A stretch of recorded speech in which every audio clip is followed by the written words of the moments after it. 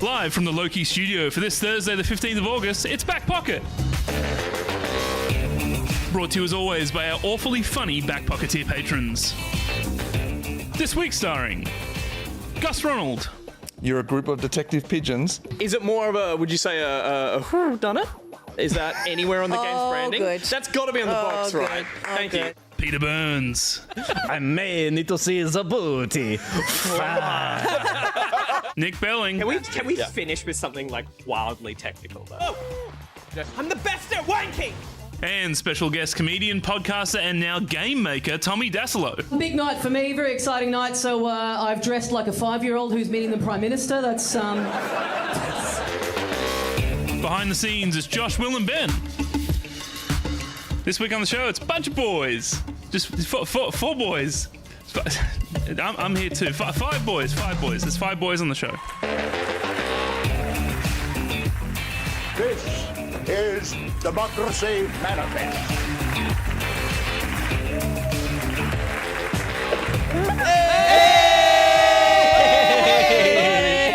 That's the spirit. That's right. We got good energy. We didn't scare the guest this week. Welcome to the show, everyone. Welcome to another episode of Back Pocket. We're back here for Thursday. We're back here with you guys in the audience, but we've got a whole bunch of boys on the couch tonight. Welcome, lads. Can I say lads? Lads. Yeah, we got to call it early. Too many boys on the show tonight, So many hot boys on unfortunately. the show. Some regulars. Hi. Some semi-regulars. Hello. And a new face. Tommy, thank you for joining us. Hello, thank you for having me. Not at all, mate. Thanks for making the trip up. Hey, my pleasure. Excellent. Well, we'll find. Yeah, I Thanks guess for- you'll find out over the next couple of hours if it was your pleasure. Is it a pleasure yet? I want to see how many more pleasantries we can exchange back Thanks and for forth. actually turning up, but Yeah, that's no, a loaded question, which I'll talk about in the post-show. No, good to have you up here, mate.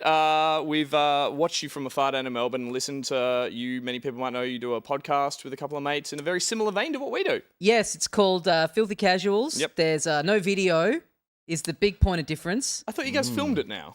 No, that's a good point. We do film it. So Yeah. what you're saying is you're better than us in every way. Yeah, no, I forgot that we film it, but Okay, we cool. don't drive people towards the filmed thing. You know, we like It's to more keep of the it. fly on the wall kind of attitude Yeah, to the exactly. podcast. Good. Yeah. Okay. Yep. No, well, yeah, you've been doing that for, when I say much like us, you've been doing it well before we started doing our show as well, actually. So if anything, I think we were coming in behind. I don't know if you're. Yeah. Sure. Phrasing. How long have you done this for? And then We I'll- started making this show in 2020. It was like a COVID project. Yeah. Yeah, we've been doing our pod for 47 years, so I Okay, think cool. we've been doing it for a little longer than you guys. Nice. Yeah. You've aged wonderfully through that process. No, well, again, good to have you here to talk about some interesting things you've been working on. We'll talk about that a little bit later on. But you do have a comedy special at the moment that you're plugging. Plug away. It's called Scam Artist. It's on my YouTube channel, youtube.com/Dasilo. There you go. Look at that. You're just putting my content up on the screen. This is the power of video. Yeah. You could be taking advantage of all of this. Yeah, I feel like I really do feel like the people that thought the train was coming out of the screen out there. How easily I got distracted by just seeing footage of myself on a monitor. Who is that guy? To be fair, this is the power of a Josh, which we have and haven't addressed. Hi, Josh. Hi, Josh. Bye, Josh. Use your words. Use your words. I'm here. You're representing the ladies with the Slady shirt. Well done. So is Nick. Yeah. Oh, shit. Yeah, you are too. Sorry. I'm filling in for Ruby tonight, so in case that wasn't Then obvious. get disruptive, get rude. There it is. Drop a C-bomb and then we're good. Sorry. I apologise, Get chat. on me. I told you that was going to happen. I know you did, and I forgot. Sorry. It's like she's here There's in the enough room with us. compression on that line, right? Yeah. Everyone at home? It still would have been pretty loud. Yeah, okay. I'm There sorry. goes 10 more pages. Hell yeah, Sorry, Nick. Jack. I mean, they're mostly excited. But yeah, very exciting to have it. When was your last special? This is it. Your first and last. This is the first. Well, no, not last. Oh, Let's right. not. Okay. No, sorry. I'm This is putting my- words in your mouth. This It's is the my last only one you've done. Okay, This is my cool. only one I've made. Yeah, awesome. Yeah. Actually, genuinely, how was the process of doing a special? Was it just like you've been working on that act for a long time, or? Yeah, it was a show that I'd done at the festivals that year. Yep. And then I knew I was going to film it. I rewrote a bunch of it. I kind of did like a mini tour of it again. Filmed it. You know, some people when they tape a show, they'll do like multiple nights to give themselves some options. I got in there one and done. I did not trust my ability to pull a big audience for 2 nights. So I was walking around during the day, sweating, going, this is it. This is my one shot at it. And that's like a warm outfit, right? If you had to come back the next day in that same outfit, it would reek. He's in Melbourne. Yeah, exactly. It gets hot in Melbourne. balls Melbourne's cold down there. fucked. Yeah, but it Melbourne's is, 40 degrees during the day and then 8 at night. No, they keep it cold in that studio, Letterman style. Yeah, Keep the cool. audience. Yeah, nice, Keep nice. Keep them frigid. If Letterman's not making you uncomfortable, the temperature will. Exactly. Yeah. And all the stuff we're seeing, you've got this is all your artwork. You've got sort of characters that dial in, Yeah. and like a really fun little spin on like just I was gonna say audience participation, but they're probably like mates doing voices and stuff. They're not real people interacting with me in the show. They're cartoons. Don't know the difference. Feel your art level transcends to a point of You're talking to a absurdity. man who, whenever there's a puppet in the room, he melts. Yeah. Oh, really? He You buy in? adores a puppet. I genuinely I watched that doco on Jim Henson recently. Oh, yeah. Wept. But like at the most inappropriate times. Yeah. Not to do with him passing early or anything, just when I saw a puppet. Have you been able to ever handle watching the footage of Big Bird turning up at his funeral Oh my god. and singing "It's Not Easy Being Green"? No, it's when Frank Oz and the rest of sorry. them all sing and they all sing another song and cry while they puppeteer. I'm just like, Oh fucking, my God. it's too much, man. Unreal Fucking stuff. hell. I lost my shit when I met Randy, the puppet. I genuinely couldn't enter the room. I was like pacing, and Pete was filming, and I was just like, is it ready? Can I come in now? And like, I was at fucking a wild. late night gig at a festival that he was on, Yeah. and he was on stage, and I was up the back of the room with David Quirk, if you know him. Yeah. And he pointed at Randy and went, "God, I love Purple Rodney." And I said, I laughed because I thought he was doing a bit, and he's like, "What?" I'm like, he's not called Purple Rodney, right? He's like, "What's he called then?" I'm like, his name just Randy. Doesn't need the purple in there. That's evident. It's good like dad energy. Good old purple How'd you room. go back at the ABC with access to the play school? No, that's a sad like graveyard of. I mean, there's no puppets in Play School, famously. Yeah. They're just dolls, mate. Of course. True. But Peanuts anything, was a puppet, though. And no, the only ones we had were the leftover ferals that was still there. So I think Malignant. Leftover ferals. No, there was just Yeah. like one in a glass Modigliana? box. Modigliana wasn't there, but it was Radis? Radis the rat? No, Let's reel them off. That's Radis, the rat. Modigliana, Darren. the dog. Yeah.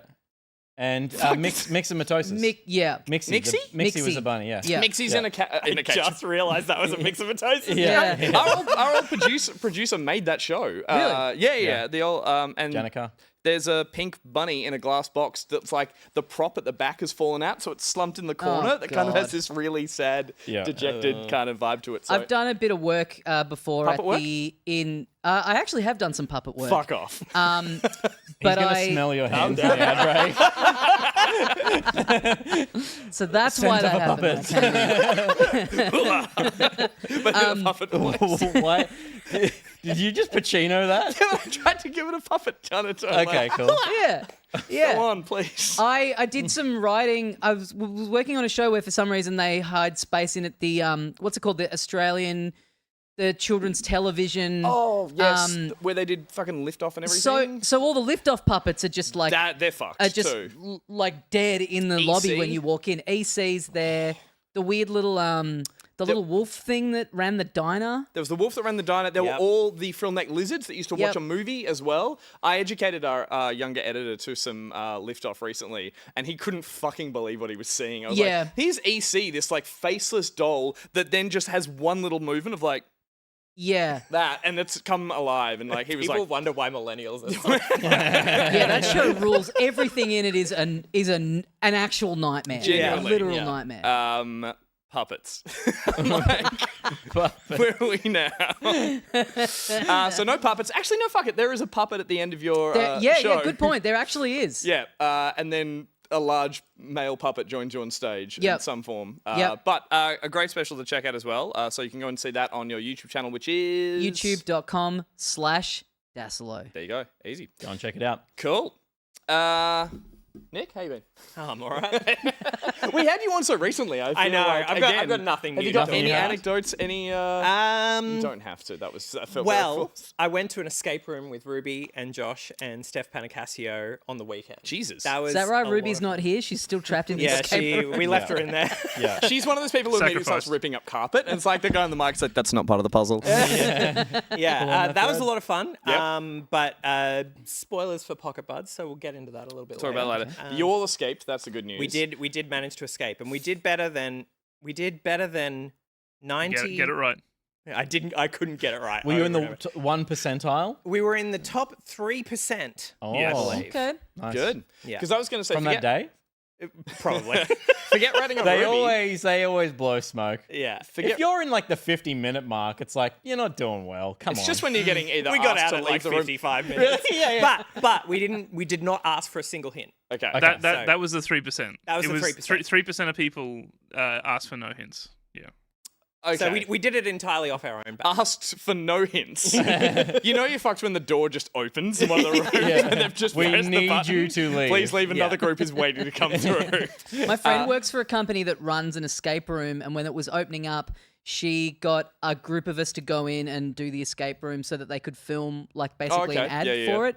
And the footage is so humiliating because it's like constantly me being like, now, yeah, I think I've worked this one out. I think if we move this and we move this, and then the guy who runs the escape room like behind me coming in and being like, for fuck's sake, guys, it's just this button on the door here. Like it's The big button marked escape. Exactly. Yeah, it's yeah. all that. It's all me being like, now, you were giving if you them good carry the one content. over But here. it's going to look amazing because I'll cut it to music and Yep. you won't hear the guy correcting you. You're going to look like You were giving them Yeah. good content for Yeah. promo video. It just so happens that everyone's left behind you as you're still there, like Yeah. fucking with the alarm for the building. And they're just like, Yeah, just you're move beautiful on. minding some string on a corkboard somewhere. That was a lot of it was me just like trying to just pull stuff off the wall and Yeah. the guy coming over and being I like, joke, but it happens in all of them. Yeah. Super Studios there is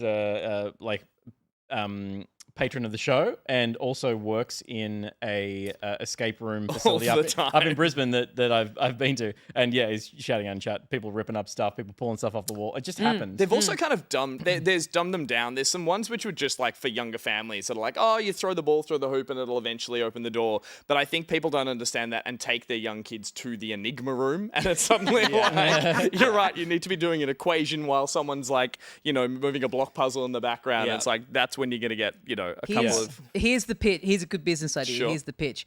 Combo escape room / break room. So you go in there and there are puzzles, but if you're too dumb to solve the puzzle, you also have a big hammer. There's just some of those smash big, your fucking- those big You literally eggs, brute those big force egg it. pods in the corner. It's like, if you want to quit, get in the egg.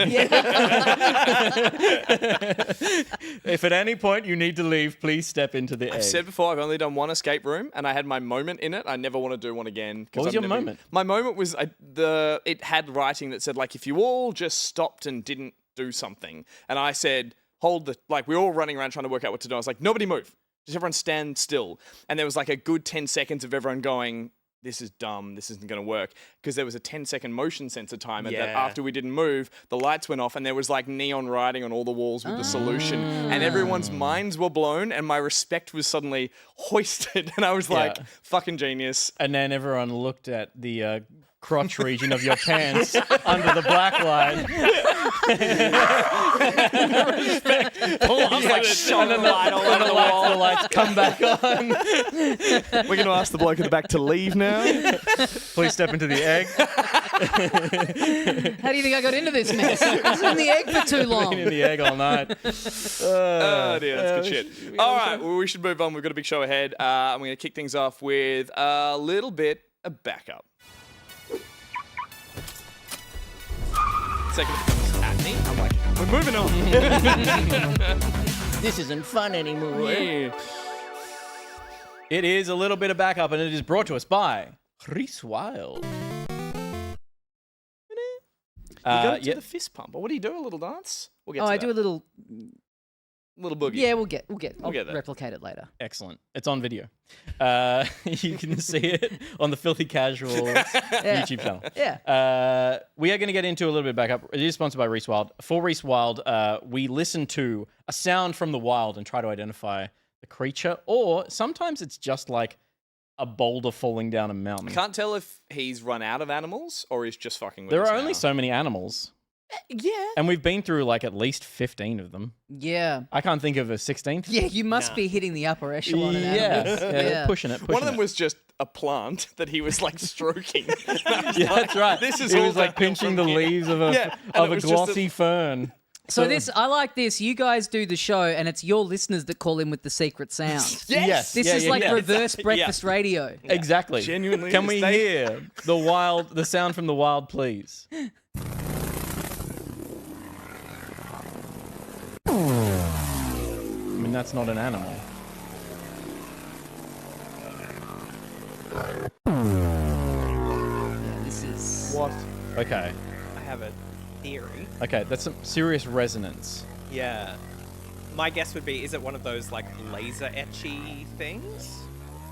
Wild laser A etcher. wild laser etcher. Is it a wild laser etcher? Fuck! What? Got it in one? What the fuck? That's that a never first. happened. Let's see it.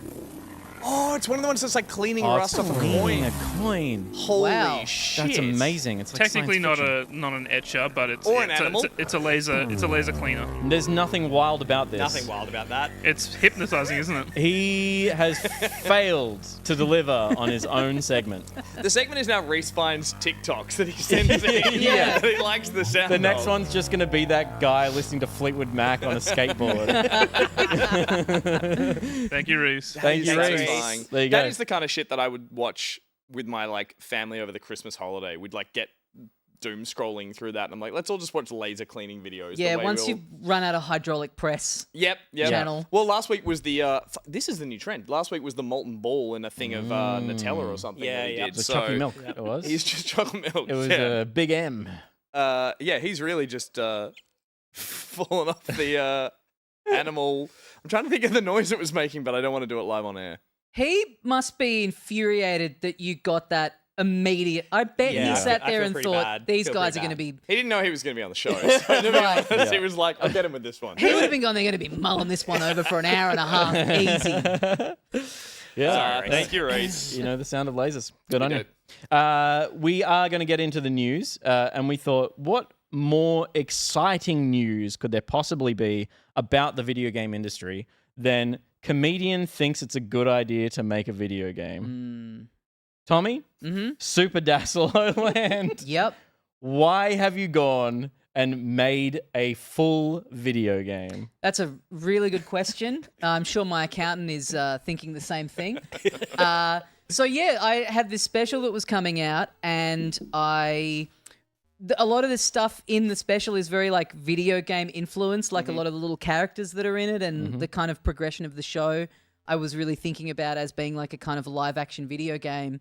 And so I just kind of, got in my head. I don't know if you guys talked about this when it came out. Was it last year or something? The Grimace's birthday game that McDonald's made Yep. for the Game Boy Color.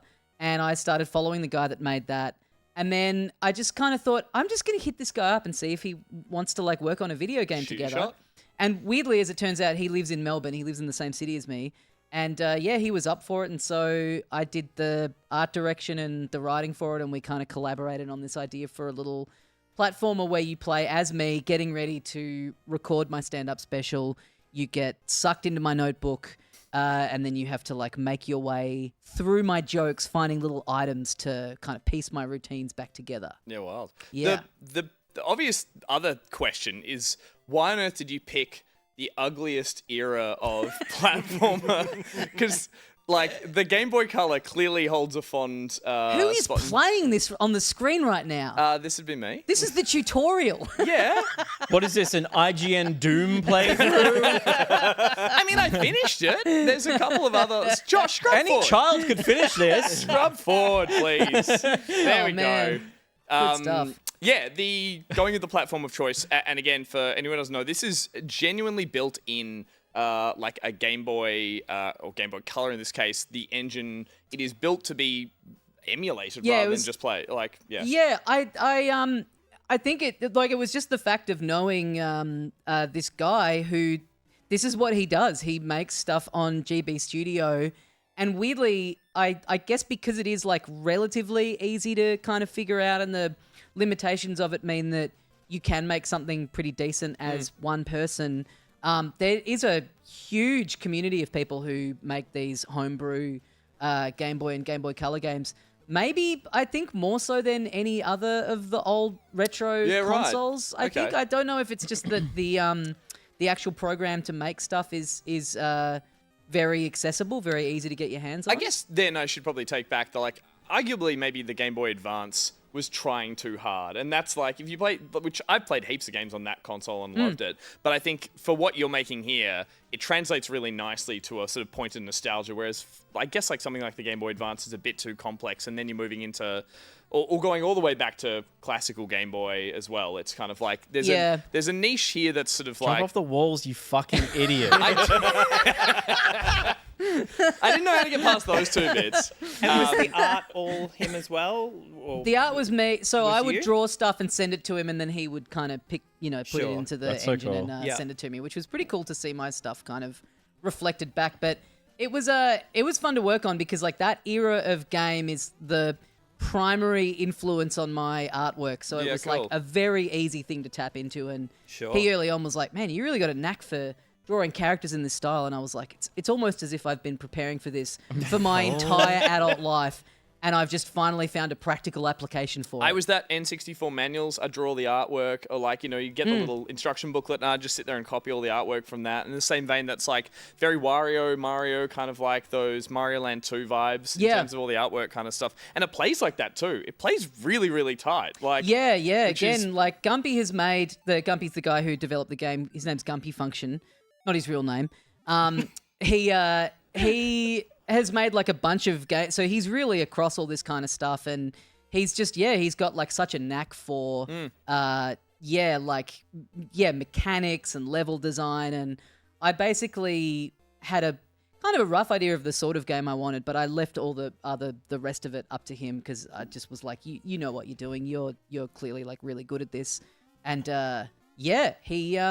he like all this kind of stuff, all the way things move is like it's so of that era. Yeah. Like it's At what point during the creation of the special did you feel like a game was going to be part of it? Because obviously there's a lot of visual stuff in the special. Yeah. And a lot of stuff that you created for that. It's clearly part of your creative process is making art alongside your jokes. When in the process of going, I'm going to make a special, my first one ever, not last. Yep. Did Well, you we go? don't know. Well, it don't know could what be the a future fucking holds. disaster. But was it I might really let early rip on? on this show and get cancelled and then never work again. Was it really early on that you were like, you know what, this kind of, and obviously you'd made that connection and you'd reached out, or I'm trying to think. I hit him up at the end of last year, and I think it really was one of those things that I assumed he probably would not be able to do it or not want to do it or what. Like sometimes you hit people up and you go, I'm going to get a no here, but I'll just it can't hurt to ask. Yeah, and then sure. all of a sudden he's into it, and next thing I know we're actually making a game. So I was gonna say, you don't then like fly in the face that you're like, okay, great, I'll get started. Like we may as well do this. So yeah. I don't.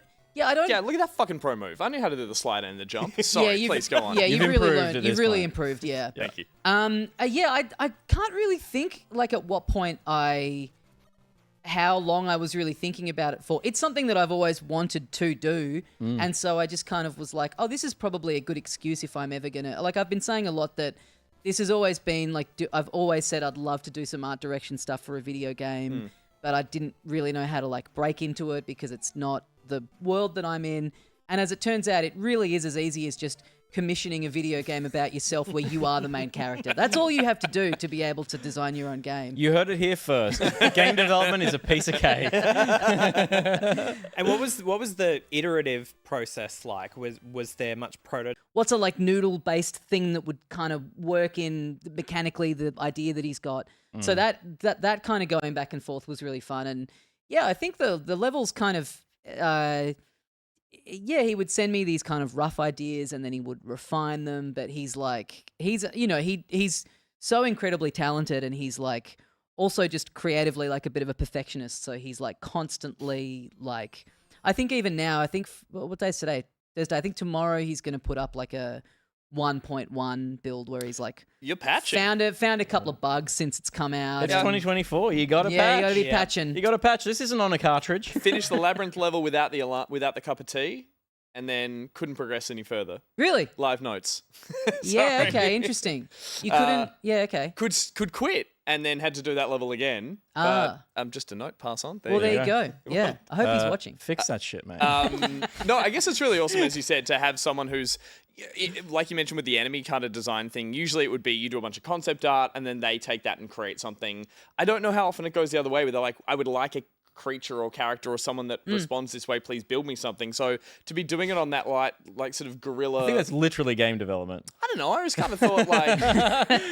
They magically appear fully formed. Never like, I've got an idea for an enemy that moves this way, now make me the art for it. Like... That would happen constantly. You reckon? Yeah. We should make a game. Someone, yeah. I mean, we should definitely employ someone to make a game for us. Because way. that sounds fucking easy. It was clearly a two-way street, which seems like a really healthy way to be doing and it. what I loved about it too was, and I think especially what's so interesting to me about the Game Boy hardware and just kind of that era in general is like, I really like anything that's defined by, like there's a quote about writing that I really like, which is like, you're defined by what you can't do. And that doesn't have to be a negative thing. It's just like you work around those areas. And so this kind of hardware is such a good example of that, of like, you don't have the luxury of just going like, hey, here's the 3D model of this guy, and then we just like make him dance. And it's, you've got such limited number of like pixels to work with. So the way that you have to get so creative about so Gumpy had this idea for, he was like, there's a world that's a pub, and he was like, why don't we have a pokies enemy, but where like, the handle cranks and then stuff comes out, which is like, was his idea. And I went, that's a cool idea. And so then I drew my version of a pokies machine, and he's like, man, this is way too complicated to put into a sprite. I'm like, this was your idea. Like, I was going to ask, did you hit a wall? Like, were there any moments, don't want to say frustrating, but due to like the limitations of the software that you were like, we have to pare this back, or we have to change something that's not working outside of that? Not really. No, not. There was nothing that was like, we just can't put that in. Yeah. And in fact, it was kind of the opposite, where I had this. Early on, I thought it'd be fun if the boss fight was almost like an old like a Game & Watch kind of thing, like do a different, like kind of shift up the format. And he was like, oh, it's just kind of, that takes so much time to implement something new. And then after working on it for a couple of months, he went off and was working on another commission that he had, where then he came back and he was like, hey, I know how to make a shmup now from doing this other thing. So I can put that in there pretty easily. Brilliant. Yeah, so was able to just kind of like transfer that across and like, yeah, all of a sudden then it's like, well, look who's come around to my idea, having a different little format in there. That's cool. Like, I just want to say thanks so much. That was really helpful. Cheers. I mean, I'm sure you collaborate when you're making a comedy special, and obviously you collaborate when you're making your podcast and stuff. Did it feel like a new dynamic working with someone from like a creative field, but a completely different like space? Well, I mean, stand-up it's pretty lonely. Like it is, you have like bits and pieces of things that you collaborate on, but it is very much just you working on stuff. Like you might bounce ideas off people, but for the most part, it's you up there like by yourself. And so I did really enjoy this thing of like, being like kind of deep in the weeds with someone, especially someone who's got a very like similar frame of references, very similar interest, like not even just video games, but like specifically this era. Like Wario is my favorite video game character. I love all the Wario games. And so Gumpy being a Game Boy guy, like of course that's right in his wheelhouse as well. And so just him teaching me about like certain things about how that team, when they made those games, like a big part of Wario being this big chunky guy is because that, that original Game Boy had the like really, what do you call it? Like the screens on the very first Game Boy, they had such a lag on them. Yeah. Oh, like a really slow refresh rate. Yeah. So if you made a platformer where you're moving quickly, it just looks like shit. And so Wario takes up a lot of screen space and he moves very slowly. Yeah, of and course. a lot of that is, I mean, a big part of it too is that team felt like they were playing kind of second banana to the console Mario teams, and they wanted to kind of have their own stamp. but a lot of it is just like working within the limitations of the architecture. Little tricks and, to make it like really seem. yeah, how can we make something Cool. that doesn't feel like it's not running properly on this machine? So that's why he moves very slowly. That's why he's really chunky and yeah. And now it's a play style and it's iconic in the sort of sense that you go, I want to replicate that weird thing because was drawn from a limitation. Yeah, now kind of vibe. he's the sexiest character that you can find any kind of media about on DeviantArt. Absolutely, he is. There's some great fan art of. Well, it wasn't even fan art. Josh cosplayed as Wario. That's true. And I believe, and please forgive me if you don't want me sharing this information because I'm going to, was the leading picture. Or keep calm. Whatever it was, Josh Yeah. had a very accusative point on his Tinder profile, which clearly worked in his favor. So Yeah. recruitment was up. I did want them too, you know. Yeah. Yeah. Give us your best wah. Wah. Thank That's you. good. Not bad. So That good. was pretty spot on. Just finally the reception. Like obviously you dropped this last Yeah, Friday. week ago, yeah. Yep, and people have been finishing the game high scoring it because you've got a scoring system in there. You've got a reason for people to get, come back and replay it. Yep. General. Does the score at the end of the level get higher than C? I don't know if we saw, Yeah, that footage was. when we were watching it, it was like, that's a weird thing to put at the top, C. Yeah, see for crazy how good you are at this game. So yeah, that's the top ranking you can possibly get. Moving on to the next segment already. Yeah, apparently. People have been tweeting, posting that kind of stuff, but just general, reception since Good it's come out. feedback, yeah. I mean, this is the thing is like you work on something like this in a bubble for a little while, and then as it gets closer and closer, it's like, imagine if I put this out and I get tagged in like one story and that, you just you just don't know if you're gonna Kotaku doesn't exist anymore. Like, that one story no longer exists. Man, that genuinely brutal. Like I was Yeah. like, they'll have a They'll they'll eat have a up. little crack at it. Yeah. But yeah, no, the response has been really good, Yeah, and nice. it's sort of what I wanted of like you want this thing to go out and people to really be like, what the hell have you done? Like this is Yeah. an insane thing to have put together, and it's been cool seeing. I really did want to kind of strike this balance between it being fun for people who play games and have some literacy with games, but also just be like accessible for people who maybe haven't interacted with a video game since the Game Boy Color, since they have a Totally. Game Boy Color. So And itch.io is the perfect platform for Yeah. that, right? Yeah. Like you browse to it and it just instantly is. you can play it is- straight on the yeah. phone, or if you've got, I mean, that's been really cool is seeing people post photos of their like busted up ass Game Boy Colors that they've still got, that they've got That's this thing wild, running yeah. on. But also great timing with the Delta emulator on Yes. the iPhone as well. Like, that little Great Windows- timing for me getting builds of the game and just being able to Yeah. load it up straight on the phone and not have to go to the laptop, Backload put it, it onto yeah, the yeah. SD card, put it into the analog pocket. It's so much technical work, let alone the guy who's, spending hours in a software development kit actually making you a game. But you've got to move a file onto a small disk, so that's, that's rough. Well, you know what's tough. funny is like I was playing it a fair bit on the on Delta just out of convenience, and then like it's not the if you've got a way of playing it not on the touch screen on the phone, I'd recommend it, even if it is just like pairing a Switch You controller need to a those laptop. those two big Tactile clicking. fat buttons, don't you? Just Exactly. the A and the B. Like, But I got used to doing it on the touch screen on Delta. But then when we put the web build up, I went to play it on that. And because it's that is like slightly off, Really? the Yeah, right. controller on that is like, it just occupies like slightly different screen real estate. So my thumbs have kind of gotten used to where to go on Delta.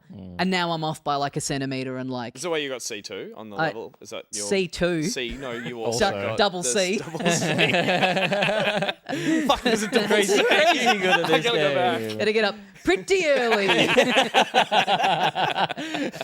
Well, Awesome. I mean, congratulations. I think like it speaks for itself that there's so much love that got put into it by both of you who were working on it. Like it's just really impressive, and it's a cool marketing tool, and it's it's a piece of you. So that's Yeah, sick. thanks. Yeah, it's fun to think about. Like, it's only just come out and we worked on it for so long, so it's all so fresh. It's fun to think about, like in a couple of years' time, being like, oh, I'm going to pick this up again, and it all being fresh, and the jokes in there all being dated, and I thought you were going to say fresh as well. I'm like, sure. That Kanye West sure is. I really was trying not to put anything too. Probably the most topical joke in there is a reference to Kramer's onstage meltdown, which is already Timeless. That's like Simpsons style of like it's already Yeah, so yeah. dated that like nothing's going to happen. He's to not that. coming back from that. So you're okay. Yeah. I think Coastal was shouting out for a link in the chat. I'm sure someone will put one up there. But if you do head to, there's a website for that as well. If you want to it's play it in the on browser. TommyDaslow.com. Just Yeah, on my brilliant. website, it's on the very front of that page. So. Nice. Beautiful. Very cool. So that is a game you should be playing. But right now we're going to talk about games that we have been playing.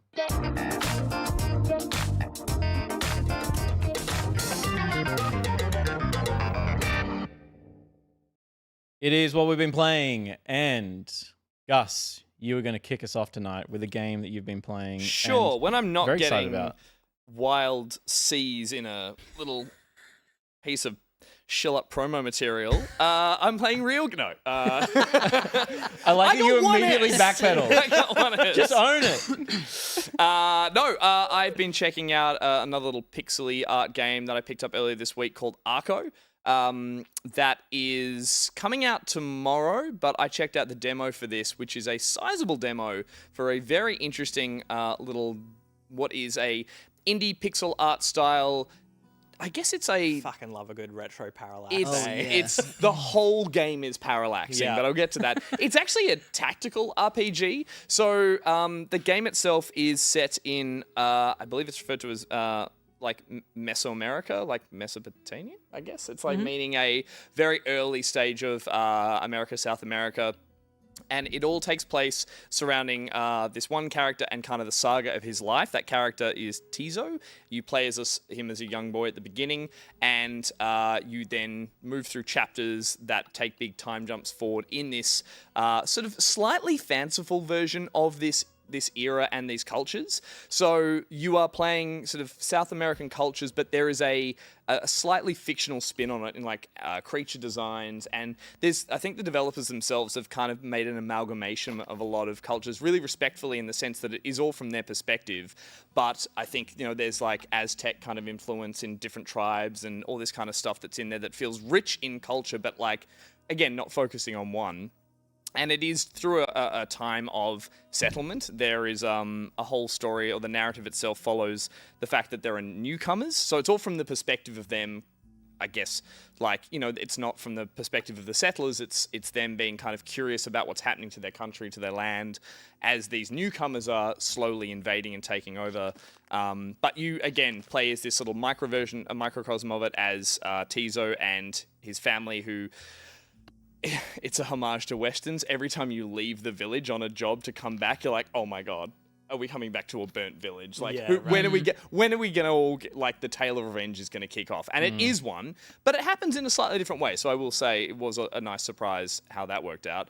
The gameplay itself is two parts. The RPG element you're seeing here is you move across these lovely little screens where you interact with little characters or pick up elements around the world or start combat arena sessions from this overworld. And again, these are these beautiful art style little sort of vignettes as you move across the world. You'll get 90% of the screen is this amazing art style. And at the very bottom is your tiny little pixelated character interacting with tiny little pixelated other people and sort of symbols. Very minimalist in the way that the RPG is done, and actually really kind of grew on me in an instant. Like, I just loved it, and the game lets you focus on the dialogue, on the story, and the really, really tight writing. It's really, really good. And you progress through little map screens that take you onwards through this journey. But of course, that journey then leads to conflict and combat, and then the game shifts into this arena, isometric kind of turn-based combat section. And it's handled in a really interesting way because it is not strictly grid-based or very regimented. You basically have a limited amount of stamina that's represented by a thing called Magi. And you deplete that by fighting, but you regain it by moving or waiting. So often in tactical games, moving takes up some of that stamina, so you have to think about that. But here what you're doing is when you make that move, the other character will engage with their move as well, and it's just a little short window of time. So you actually kind of end up sort of chasing, cat and mousing around these arenas, building up that stamina to then unleash an attack. You'll see above the enemy characters what they're going to do in their next turn, so you can then plan that. But I don't want to say it's real time, but it feels very much like, Josh, if you skip right to the end of a more complex fight, when you have to start juggling a lot of things at once, it can often feel like, yeah, it's tactical, but with a sort of a window for error that feels really natural, and is really interesting. I really had not played anything like it before. You start to build up abilities through the RPG element, so you'll start to get things like a dash move. You just walked into a giant cactus. I didn't realize that would do C damage. for cactus.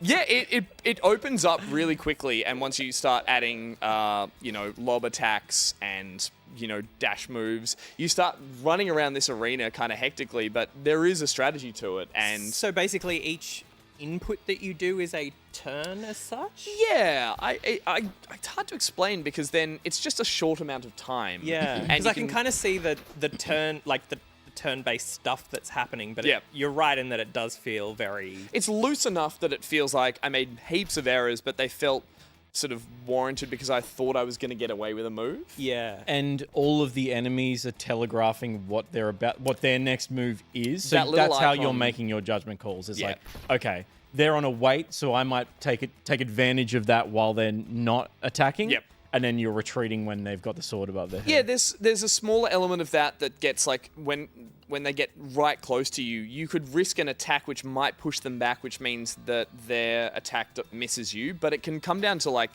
a matter of pixels, and you can really think like, Right. I had that, and then they did get the hit on me, or you might have interrupted their attack. So I want to say in a way that it feels loose enough that actually feels like there's a natural... It almost feels like it's free-flowing, that you could be playing it as a hack and slash, but it just slows down to these turns that makes them a little more strategic. And it's great. It really ramps up in complexity as you go on to suddenly start adding multiple enemy types that you're seeing their AoEs around the map, and you've got cactuses to avoid, clearly. There's one other element I really want to note that I thought was fantastic, which felt very indie game. At the beginning, you're told that choices you make in the story and the narrative will potentially raise your guilt. And that's in the way that it's a Western. So people got killed, you went after them, and you're like, I'm pretty sure these aren't the people I'm meant to be going after, but I'm angry, I'm hungry for revenge. I'm going to kill them anyway because they're bad people. And you might find out something later on that was like, they weren't all that bad or something like that. It feels like it's almost drilled in a way that like, you're never going to make the right call. But that's the way this story works. That raises your guilt.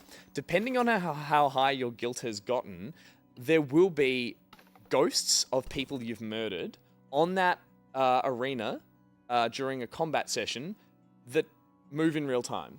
That don't stop during turns. Okay. So they move around the arena, and it's kind of like a small time limit that you've got to think and actually plan your move. Otherwise, if they get to you, they'll start doing damage to you. So it's this interesting little... I couldn't quite tell straight away if I was like, I like this, but it's another layer on what is a really cool combat system. Fascinating mechanic. I like that it's a mechanic, but the head canon is that is your guilt and your past haunting you Literally while you're in chasing you, combat. yeah. Yeah, Because it could it's just be the like a concept. spinning circle counting down on Yeah. screen until Yeah. they all Totally. move, right? But yeah, no. So that's- they've gone a lot deeper than that, and I think the way the story is leading to the end of the demo and then to the full game, which I'm going to play, it is heavy. Like it's got a lot of there's a lot of guilt, there's a lot of murder, there's a lot of nothing is going well for anyone. It's just making the best of a bad scenario, and I think that's actually surprising. I thought this would be a little more lighthearted when I dived into it. The story is strong.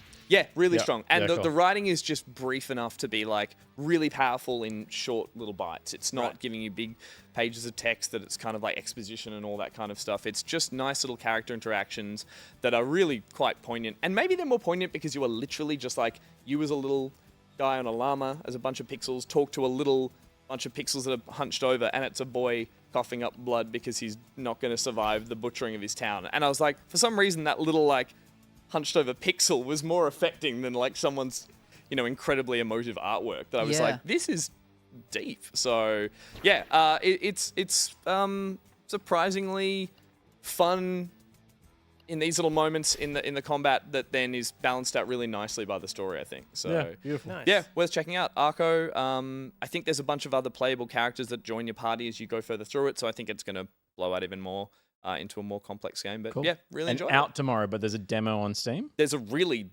like Meaty demo. 3-hour demo out at the moment, I'd say gameplay wise. So yeah, check that out, but maybe give the whole game a run. Nice. There you go. Before we move on, I just want to shout out a literal post box who jumped into chat and said, is this like Good Game Spawn Point on the internet? The answer is yes. We used to make Good Game and Good Game Spawn Point, and now we're making this. We just say cunt a bit more. We say cunt and cum. Yep. On this show, we're allowed to say cunt and cum. We were only so so one of them on. Welcome. Tommy, Yeah. what have you been playing? I've been playing a little game called Thank Good You... Sorry. Let's take that again. No, I know. No, I know. The issue wasn't that I didn't know what it was called. The issue was my own stupid head failing to get the The words connection between the brain and the tongue. Thank goodness you're here. Nailed it. Is a game that I've been playing. It's the most British game that I think has ever been made. It's, as you can see, it's got this incredible hand-drawn, very cartoony art style. You're a little guy, and you're tasked with going to a little town to meet the mayor. You get there, the mayor's not ready to meet you yet, so you go outside, and you're just kind of poking around, and you just basically are killing time until the mayor is ready to see you again by kind of walking around and finding all these little people in the town that just need help, just need things done for them. And it's kind of a bit of point and click adventure style stuff of like there'll be a guy who's like, my arm's trapped in a grate. I need some grease to help get my arm out. And so you're looking around for a shop that might have some kind of grease in it. But everything that you do is you can jump and you can slap things and that's it. So there's no like picking things up to save for later. There's no like puzzling in that sense. It's like the way that you solve the puzzle is just by finding the thing and interacting with it with this like one prompt that you've got. Yeah. And it's pretty short. I think you can do the whole thing in like maybe 2 hours, but it's very silly, very slapsticky. It's legitimately very funny. And it's kind of more about like you playing through this weird, like this intro. I just love this bizarre live action found footage that makes Britain look like the worst place on earth. It's cool. It's got like it asks you at the start of the game when you turn it on. It like plays a bit of audio and it basically says, "Did you understand that?" And if you go, "Yes." I believe it's like really thick dialect, and if you say it's like an accent. Yeah. It's right, like but people using real slang and stuff. Yeah. And so I assume if you say, "Yeah, I totally understood all of that," then it's even thicker in how British it is. And if you say no, it's a little more like we forget like Australians were usually okay with British accents for the majority of it. We're not. It's the real northernness of this game. 100%. So did you get to that at any point? You're like, I actually didn't get like. Were there any northern accents that were completely beyond you in terms of that? The one where they don't say all the words, that one pisses me off. Yeah, there were little snatches where I was like, I mean, I can go on vibe here. I didn't quite get what he was talking about, but I sort of get it. Yeah. It's like he's a man with his ass caught in a gutter. I don't really need to hear what he had to say. Yeah. I understand the issue. I can put it together. So it's like there's no real gameplay in the sense that you can't fail anything that you're doing other than just, like it might take you a while to walk around and find what to do. But it is all pretty telegraphed. You can't die, you can't fail or anything like that. So Gus, it's perfect for you. It's like you're going to get C's across the board in this one for sure. See, for a little cunty guy. Yeah, it's cool. Like they've made this weird little this kind of almost Northern English like Looney Tunes cartoony kind of thing that like they're not trying to like challenge you or break your brain with it. They want you to see the whole thing. Like they want you to sit down and do it all in one I guess that's it, isn't sitting. it? There's so much love in this, both in the art side, but also in that comedy, which like the bits I've seen of this, I'm still waiting to give myself like a nice little Sunday afternoon. I'm going to play this all in one sitting. The bits I've seen have genuinely made me genuinely lol, chuckle, actually laugh and go like, to miss any of that would be criminal. So it's it's actually cool to see this on the screen because I played this 2 weeks ago when I had the flu, and there was part of me that thought maybe it was like a fever hallucination. The game doesn't That actually. didn't happen. It can go one of two ways. Wild turns. Yeah. Like, So seeing this actually is very validating because it's like, no, I didn't just imagine this. I didn't dream this game up. It does really exist. That goes one of two ways, playing a game sick. Like, and it can be like a real worry. You played the demo of this. Yep. We did a little stream of that. Adored it. Have you played in... yeah, so Right. I finished it last weekend, Yep. and it was just, it's an absolute delight. And Yeah. just so funny. The voice acting is incredible. Just brilliant. Chat, as soon as you mentioned the game, were like, it's actually called Thank Goodness You're Here. But then the next thing they said was Game of the Year. Like, it's it's already for a lot of people a standout title. And it's interesting, like, you know, we think of Game of the Year as like last year's Game of the Year for a lot of people was Baldur's Gate 3, right? Mm-hmm. And if you think about video games, that is the most video game to have video gamed. Yes. This is not. Yeah. This is, from a gameplay perspective, quite shallow, but that's not a bad thing, right? Like, games can be so many things, It and has so much heart. Like, that's the thing that I keep coming back to about it. Yeah, and it's like I love it. I don't think there's any. I don't have any issues with it. As a personal taste thing, I would love to see a version of this that is a bit more video gamey. Sure. Just Okay. for my own personal tastes. yeah.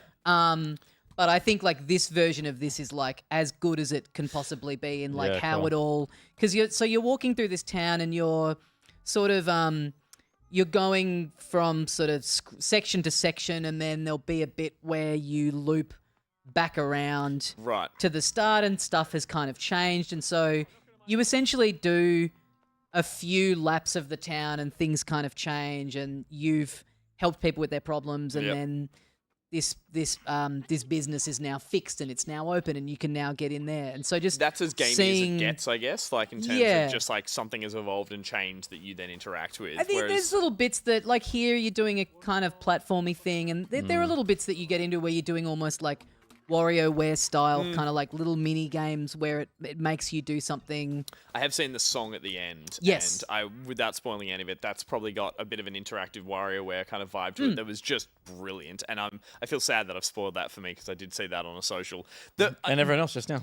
The comparison that gets made is a bit to like Untitled Goose Game, that kind of running. But even that did have an element of like, there was a gamified part of that was like, you need to lead that little kid over here to steal his glasses to put them at the Yes. door. So I know what you mean. It feels like it wouldn't have been a massive stretch to create some kind of mechanics in this that felt like a video game to a degree. You happy with yourself? I didn't know that was going to happen. I'm going to play this game. I didn't sing the fucking song. Well, you got to sing a bar of it now. No, it's a whole experience. Yeah, no. Probably more a Back me the visual. fuck up, you both played it. It's probably more a visual novel, I would say, than a It's than a traditional visual novel, video game. walking sim kind Yeah, of thing, yeah. but it is just how the fact that you can, as you see on the screen, you can interact with pretty much, you can slap like everything pretty much in the game. And so bad there's so boy. much fun in just like walking around and just being like, I don't know about you, but like every time I walked past like those post boxes, Yes. I just would fall for it every time. I'm like, something's gonna happen this time, and Yeah. like nothing. Like everything has a little animation where it like something pops out of it, even if it doesn't necessarily, even if it's not the thing that you're meant to be doing or I progress guess you in that's any the way. game, isn't it? It's like Yeah. some of these things are just here for laughs and for interactive sake, and some of them are going to progress or do the thing you need to move on. So Yeah. that's probably as much as you could define the game. There's Yeah, the looping involves a lot of like recurring jokes that are kind of happening throughout the town as you progress. Like, for example, This guy's great. Yeah, this guy's great. You come back here a lot of times, and there's a lot of really funny like. And he's bits with like that. just finished cleaning up, and he's like, by the end, he's not even mad. He's like, Yeah. There's a couple who are arguing about a bin, and then the second time you come around, it's like one of them is in the bin, and then the next time you come around, both of them are like in the bin together, and it's Yeah. just There's got to be the British sensibilities to it as was well. gonna Because say- like, what stops this being cringe? And by cringe, I mean like, oh yeah, that's a fart joke when I hit that guy, he farts or something. It's like something about the British town Matt Berry of it all. Like, it's just, I don't know Right. what it is. Like, again, that's maybe our senses of humor. I'm sure it's not everyone's, but it's just something endearing about it that just feels. Yeah, I think there's something with this too where it's like, again, it's always so powerful when you haven't seen anything kind of like this in a game before. And like down to like even the art style, like a lot of games are cartoony, but this real thick line, like actually looks like a TV cartoon, not a pixel arty thing, not a cell shaded thing, like a straight up, like it does look like a Beano comic book come to life. It does, Yeah. And but like on the like the comedic sensibility and it being like very British humor, and obviously Australians, it resonates with Australians probably more than Americans for the most part. Well, I guess that's the translation thing as well. We're all like, I can hear that, and the Yanks are like, didn't catch any of that. Totally. But it just is quite uncommon for a game to be unabashedly British. But every time it happens, it seems to work. Like when you think about why Fable had such an impact on gaming culture. Chaser. Like Chicken Chaser, just like the whole like tone of those games. They were like hack and slash action adventure games in a fantasy setting. There's a million of those. There had been a million of those before Fable came around.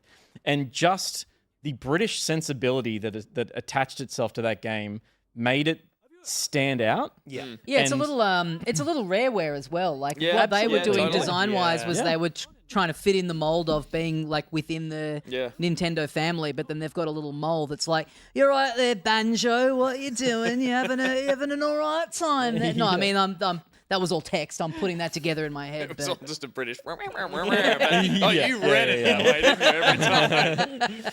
I mean, I want to see more of it. Like, I guess, like, but maybe that would spoil it. Like, coming along so rarely and having these moments that are just so delightful and delightfully British. I hate the comparison because I don't know how Python-esque it is, but it just feels like that. And just maybe maybe it's just the footage at the start that just felt very. I mean, that's true. It definitely does. It's got that. Yeah, I mean, you associating Matt Berry with it is like a brilliant move because it associates the game with his style of comedy. So if you like things that he is in, you're probably gonna like this. Yeah. It's two guys too, by the way, who did it. Like Both American. Why is one move on the left a bit saggier than the other one? That's the British sensibility, man. That's it. That's the gag. That's the gag. Look at that saggy back. Oh, look at that saggy sausage. What the fuck are we watching? It is absolutely part of British humor is this understanding that people are fallible and ugly and like normal, right? Like, you know, and it's like why watching The Bill is so much better than watching The Rookie, right? It's like cops aren't hot, cops are ugly and they have shit teeth, Sure. and that's cool. Sure. Tea, You know? Yeah. Those cops aren't bastards. They just want a cup of tea. They just want a Tetley's. There you go. Thank goodness you're here. It is going to be getting talked about, as we get into the pointy end of the year when Game of the Year conversations are happening. So I am definitely going to play it. I can't wait to see the song at the end. Nick, what have you been playing? I have this habit of every time I come on this show bringing a game that's just almost impossibly difficult to describe. Give it a whirl. I apologize, but I'm going to do that again. I have been playing Lorelei and the Laser Eyes, which is a puzzler that came out, I want to say, at the beginning of last month or maybe a few months ago, actually. It's been out for a little while, but it's one of those games where it's best to kind of go in knowing next to nothing. So end of segment. No, effectively what happens is you start the game, you are a woman standing outside this car, you have an inventory which contains a car key and a tampon, and that's all you're given. So essentially, you don't even know if this woman is Lorelei. I still am not 100% sure what her name is. But effectively, it's one of those games where if you like those sorts of puzzlers where you benefit a lot from having a notebook sitting next to you the entire time, taking notes here and there, there's a lot of like scrolling through text. It's not all this. But typically you're Let me slap something. Yeah. You're exploring essentially a pretty large mansion, and you'll be solving puzzles throughout the mansion to kind of, I guess, continue to unlock different rooms. It's very obscure in that you're not given much sense of direction, but you sort of are given. You'll eventually figure out that, like, oh, if I unlock this thing, this will eventually give me a map that I can use to navigate a bit easier around. The thing that I find really unique about it is that all of the puzzles, you can't cheat any of the puzzles, specifically because they're all designed in such a way that when you start your game, they're all randomized. Okay. You can't just I Google cannot it. say to you the answer for the lock combination to unlock door whatever is 20023 or whatever. Can't call up the Nintendo helpline. No, It's like, I don't know what to tell you, pal. So it's really well designed in that sense where you actually need to understand the puzzle to be able to kind of work through it. It's so fucking up your alley. Isn't it? I know. And it takes some pretty wild turns. So it's got this brilliant art style. Everything's black and white with occasional dashes of red. But then occasionally you will just be playing like a Virtual Boy-esque red line, red background style pixel game. Sometimes the graphics will just drop to like PS1 era Resi Evil, and you'll be moving around with tank controls. It's really like it switches up the way the game is played in a number of like surprising and interesting ways. Sometimes you'll just be in first person for some reason, and then other times you'll be like this, kind of wandering around the hotel. When do we get to the laser eyes? Because So- I'm like, as a title, I'm like, So Come on. she's wearing sunglasses. right. At some point, she has laser eyes. Fuck yeah. Is she And Cyclops? it's just wild. That's so, yeah. So I don't really know how to explain. Like, it starts out pretty standard, and then it gets like supernatural and weird real quick. Yeah, cool. You start being haunted by men wandering around the hotel who have mazes for faces. It's just fascinating and relies a lot on memory and sort of your ability to interpret puzzles in unique Are you taking ways. notes while you're playing, or can you take notes in game? So there is, every time you look at a document or open, you see a poster or you inspect something, that is saved to your inventory. So you can always just quickly go to your menu and do that. The problem that I have primarily with this game is that it is too hostile to you as a player. Yeah, okay. So there is one button, and that is it. You are walking around and you can press one button. If you are not interacting with something when you press the button, that's what opens the menu.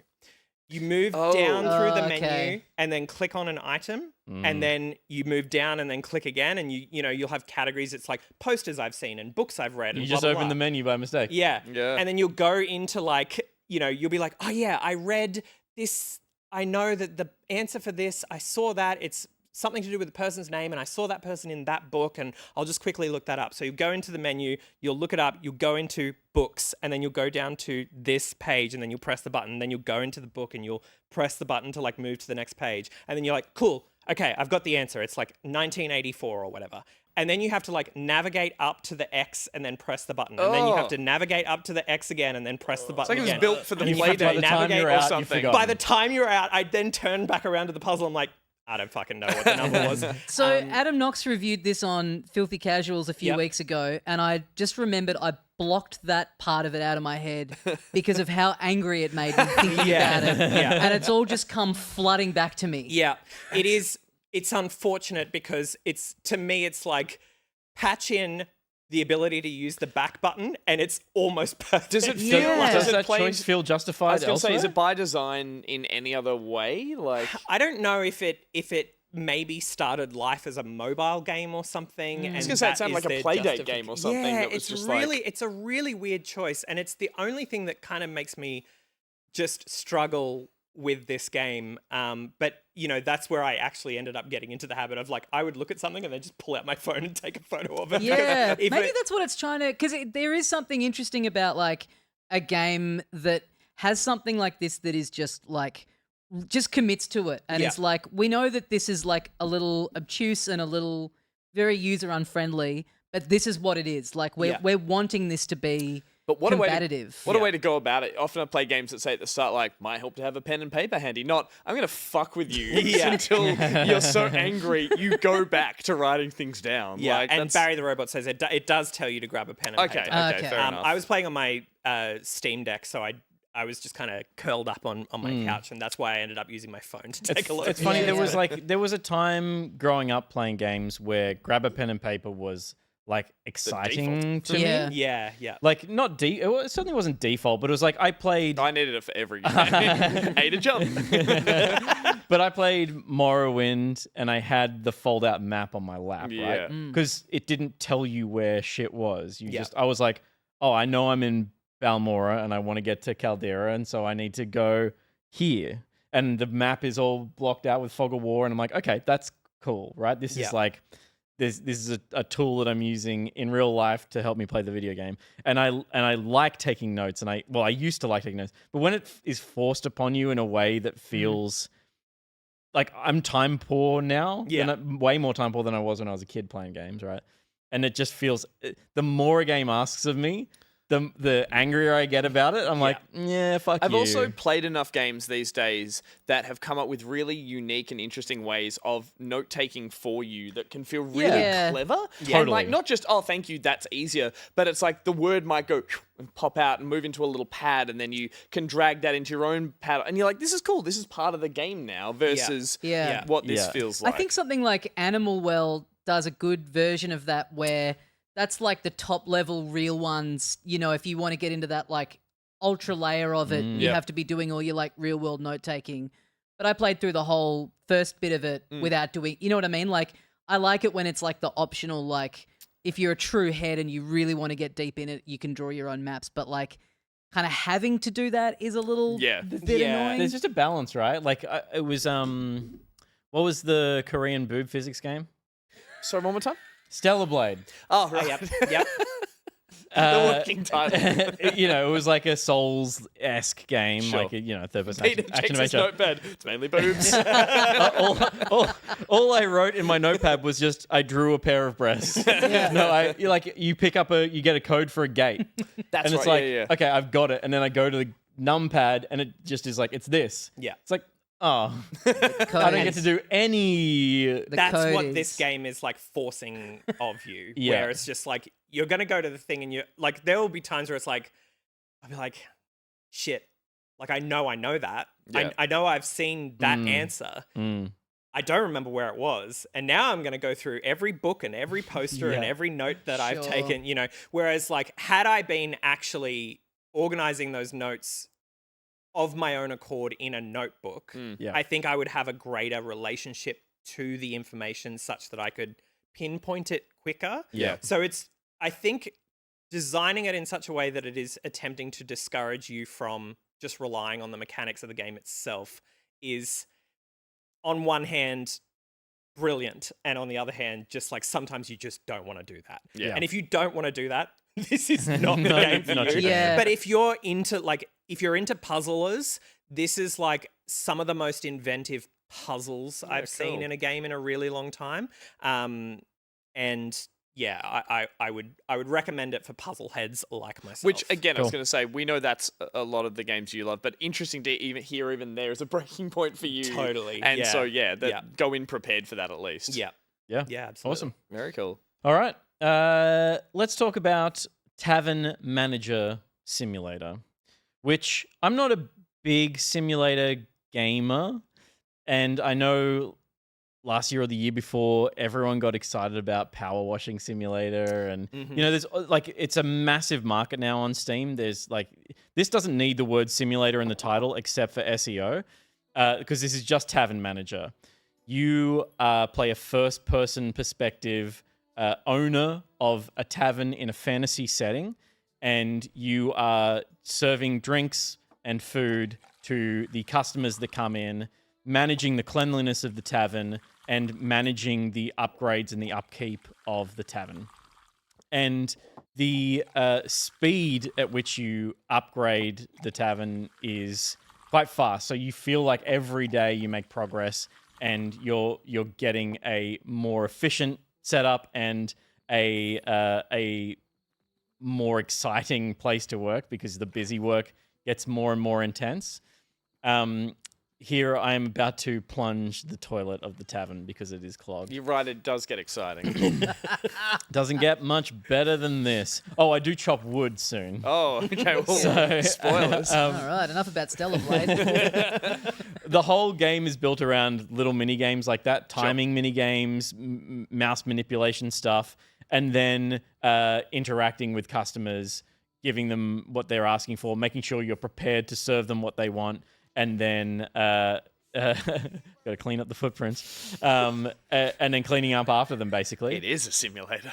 It is totally a simulator, but there's a layer of, like, I almost instantly felt this ownership over the space. You start to expand the tavern by clearing out some of the old furniture. You've just kind of bought the place and have taken over. You can buy decorations with your money rather than buying more ale, and you can spruce the place up in the way you like. You can place the tables where you want them to.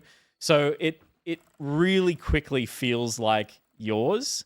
And I think that's, to me, the most important part of this was that feeling of this is no one else's tavern is going to be exactly like mine. And that became a really strong driving force early on.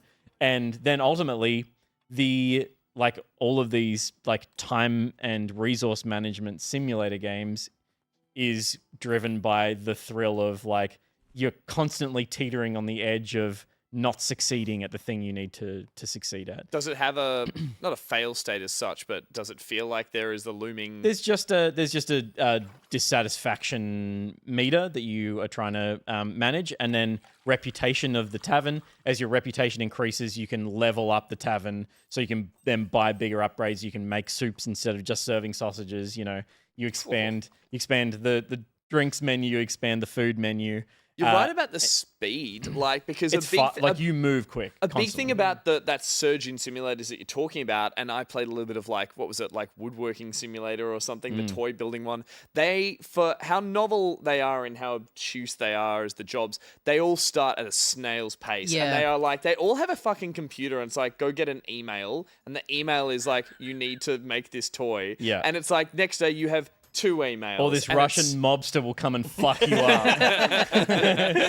But even Power Wash Simulator, I think, or House Flipper and stuff, which I've played, they just start at such a glacial pace that it's like, I found that tends to be the turning off point. The part. Whereas we won't judge you, but again, this looks like it's gamified in the way that Totally. Everything Everything is designed to be, I don't know, for lack of a better word, cute. Like, there's a physics engine in play, so, like, cleaning the cups is fun because you can just, like, throw the cup after you've cleaned it, kind of thing. And all the little mini games are timing based, which is WarioWare satisfying. You know, it's those same little game design mechanics that have been fun forever. And there's just a bunch of different little ones built into this. And again, that's fun versus, to draw the similarity to the simulators, which was always like, paint this toy, and it was always like, you've done 98% of this toy, and you're like, what the fuck haven't I? Oh, there's a little bit under there. Whereas this is like, good enough, close enough, good enough, move on, kind of. Well, vibes. you want to get perfects, you can get goods. No, if good you get enough is close enough. Yeah, well, good enough is fine. You get more reputation if you make a perfect meal, and you basically earn currency by providing the customers with the meal or the drinks that they're after. You then clean the tables after them. One of the things that, like, because it feels overwhelming early on, it feels like you're chasing your tail early on. One of the things that they've got built into this game is that at level 6, tavern level 6, you start unlocking the fairy tree. And the fairies are basically like dish pigs. Like, right. You know, I've assigned a fairy to... So which way are we going here? I've assigned the fairy to wash the dishes. You got to keep them fed with fairy dust or whatever bullshit. Even the way your speed explaining all this, and I get it, is the way it's like clearly hooked you I in. was You're playing like, this game you gotta put the frantically. salt in the soup to get the money for the soup. Then you got to do that to get I out. was playing this It's game like, frantically, and so that I could buy a mirror and a bookshelf for my Fuck's bedroom. no time to enjoy those things. So But you it's gotta- like you order stuff, you order resources, and they get delivered to you. So you're timing that with serving people at the table. One of the cool things that I haven't actually explored properly yet is you choose when to open and close the tavern. Okay. And you can choose to go to bed or not. I think you could just not sleep and keep working if you really wanted to. But I've chosen to sleep because it's exhausting. Lazy. It's exhausting playing the game. At 11 p.m., I'm like, I'm going out the front and shutting this fucking thing down. But I open it at 6 o'clock in the morning and then go and do chores while I wait for people to rock up because no one's rocking up. this is before wild 10. that Pete lives in the Blue Mountains and chops wood after he goes home from work IRL. So just watching you do that fucking makes me so happy that you're like, no time for this. Every little mini game is really satisfying. But That's yeah, the most impressive thing when a video game, like my fiance doesn't really play games except for she got really hooked on Animal Crossing when it came out. And I explained it to her and she's like, that's what life is. This sounds awful. And then she's like, I'm hooked in. I'm paying my mortgage off. I'm paying my taxes. It's like, yes, if you can make people enjoy the Gotta get parts those about turnips. real life that suck. You're talking to a guy who's put at least 200 hours into a fishing simulator game this year. So, but yeah, it's like making the mundane gamified in a way that clearly has its hooks in. yeah. One of the first things you do, I'm shouting out, you called your tavern moist. I called it like the moist fillet, I think it's called. But like you can type a top name and a bottom name and then choose the symbol that's in the middle, so it's just a big fat steak and it's called the moist fillet.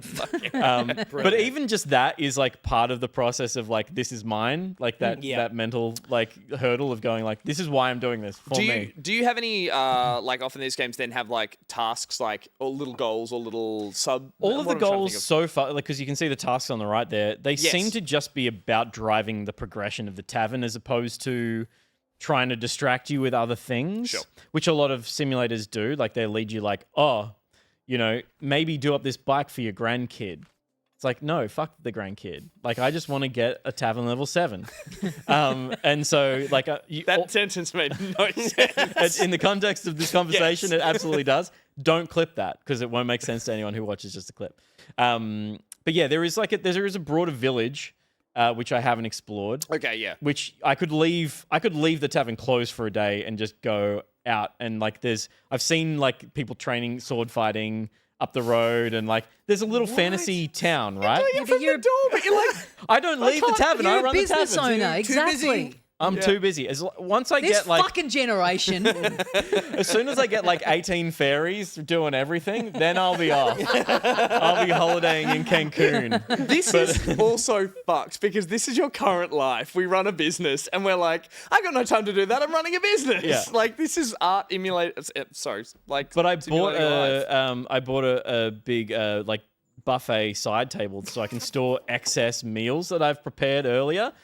So now I can have more ready to go when the customers I love when I arrive. walk into a pub and there's just a big table with just meals that have been sitting there. These for moist hours. fillets have been I there am since so at I least am this so morning. glad because I had 9 frothy perfect ales ready to serve and I was like, I got to go to bed. And I woke up the next morning and they were still frothy. Oh, good. Okay. So there is absolutely some just like video game kind of like. Yeah, there's some. It's fantasy. It's fantasy. Yeah. It's fantasy. If an ale is poured perfectly or pulled perfectly, it's going to stay perfect. If you come to work tired next week, I'll be like, you've been running that tavern again, haven't you? I really dig it. There's some other cool. little fun things that they put in there. There was a demo. I think it was maybe in early access, but it came out a couple of weeks ago now. There's just some other little fun elements into it. Like you get like most people come in and they have their thing and then they leave. But pissheads come in and they just keep asking for beer, and then they either get so wasted that you need to drag their not corpses, but their unconscious bodies, their ragdoll bodies out of the tavern. Sometimes they'll take themselves out, but they'll puke on the way out. So the dissatisfaction of all the other customers like drops drastically. There's beggars who come and you can give them gold to then they'll come back. to go away. They'll keep coming back. So you can buy a frying pan and whack them with a frying pan. Sorry, I punched the mic, but adds to the effect. You can whack him with a frying pan to get him to bugger off. You saw some footage before of like a guy came who was like, I don't have any money, but I'm really thirsty. And so I went to the well and I got a bucket of water and just threw it on him. And he was like, thanks. I was gonna So there's just little to finish fun off. I was going to ideas. say it does seem like, speaking of Fable tonight, it's tongue in cheek and it's having fun with the like. It's this is the World of Warcraft world, but we're having a bit of like yeah, a bit of fun with the sense of It humor. would not be satisfying to me if it weren't dressed in this really familiar video game fantasy setting. It's why I'm interested in it at all. And I think like the art is beautiful. It's not amazing, but it's cohesive and the decoration and stuff. It really quickly ties itself into this like, the business owner vibe just like grabs you. We gotta really go quickly. easy on that though. I don't know. I feel like if people don't vibe with simulators generally, because I don't, something about the trailer for this one caught my attention, and then I was really, really quickly into it. So You know what I was picturing when you first named this game? That like old PC game that was like you're just like throwing beers at people where you're like going the root beer guy that keeps Picturing throwing the them most- down. yeah. I was like, man, how's he going to talk about this? It seems like it's just you can bang that sentence out in about 10 seconds. Tapper, thank you. Yeah, pseudonym points Tapper, out. that was Tapper was it. the Yep. game.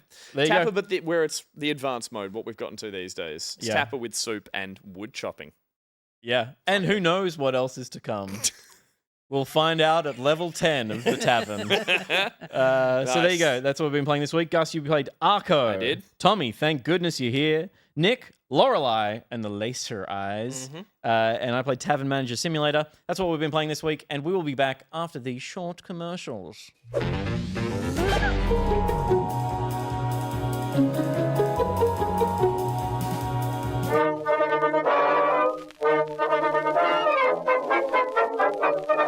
Mussolini is back and is on a war pouring. Luckily, recruitment kennels have been set up everywhere to show those humans that a good dog's bark is far better than a kitty's bite. So, join the JEP today, the Joyfully Enlisted Paw Patrol.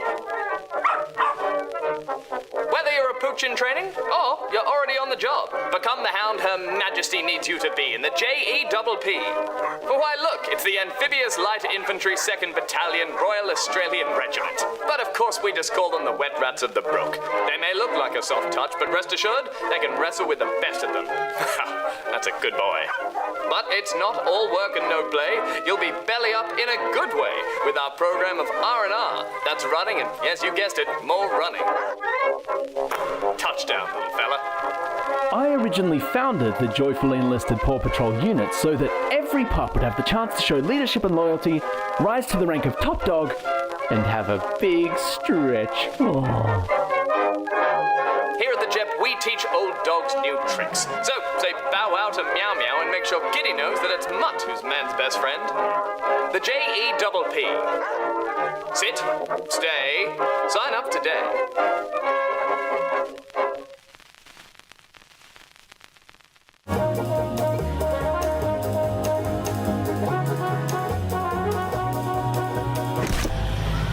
BMAC, film an ad. BMAX is no. No. BMAC, film an ad. I'll film an ad when we get to film it live. Okay. You're still filming?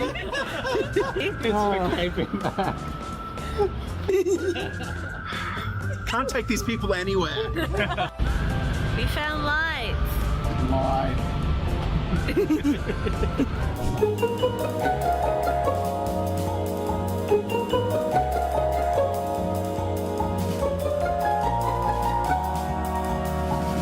I didn't enjoy my experience, and I also enjoyed my experience. Click holding. Ever heard of cuckolding? Ever heard of a clicker game? It's both of those things. It is an incremental game where you are in a hotel room with a man wearing a horrifying mask. He asks you to click, and that's what you do. It is arguably one of the most uncomfortable gaming experiences I've ever had. It's very clearly allegory for sex work and this like tense experience of just having to do something for someone because you've got something going on and they've got the money to make that no longer be a problem.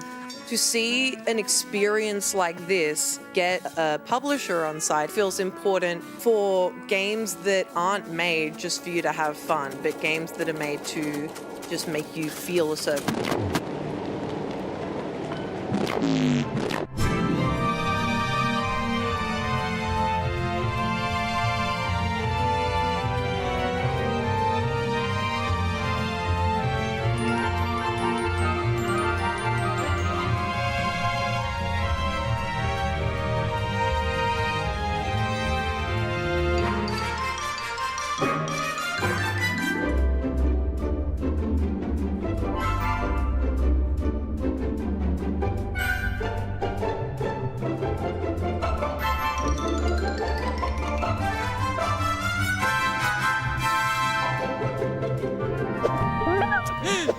Welcome back to the show over here. Hi.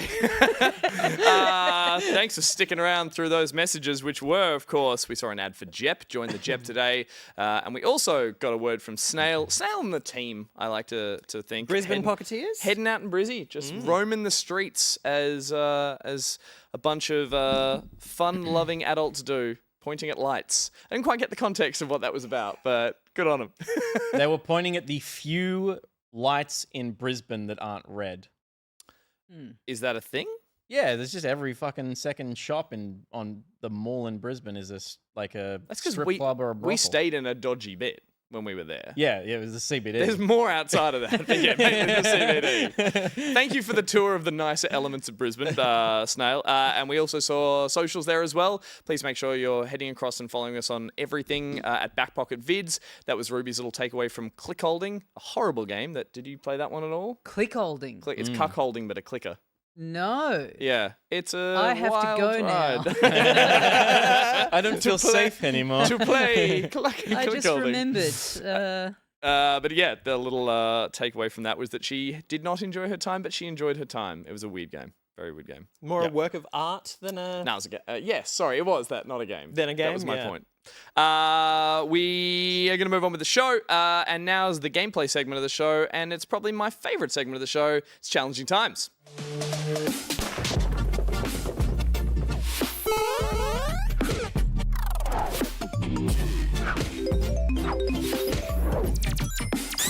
We go quiet on this one because it's probably our best graphic. Yeah, it's brilliant. Awesome.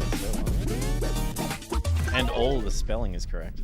Fuck off. Will did it. Challenging Times is spelled correct, and it's the segment where I challenge you to set a time in a video game after we have a go of playing a classic game and setting a time in it. Now, last week we ran this, last time we played this, we ran Trials Rising. I made a custom track in Trials, and it was criticized heavily. But this is your first time on the show. You've noticed that seems to be a theme of what's going on here. Yeah. It was a C track at best. C-level track. No, actually, it's probably got the record for the most amount of backpocketeers who jumped in and downloaded the track. There was a global leaderboard for it, and there's like 28 times on it or something. So people played my track. People liked my fucking track.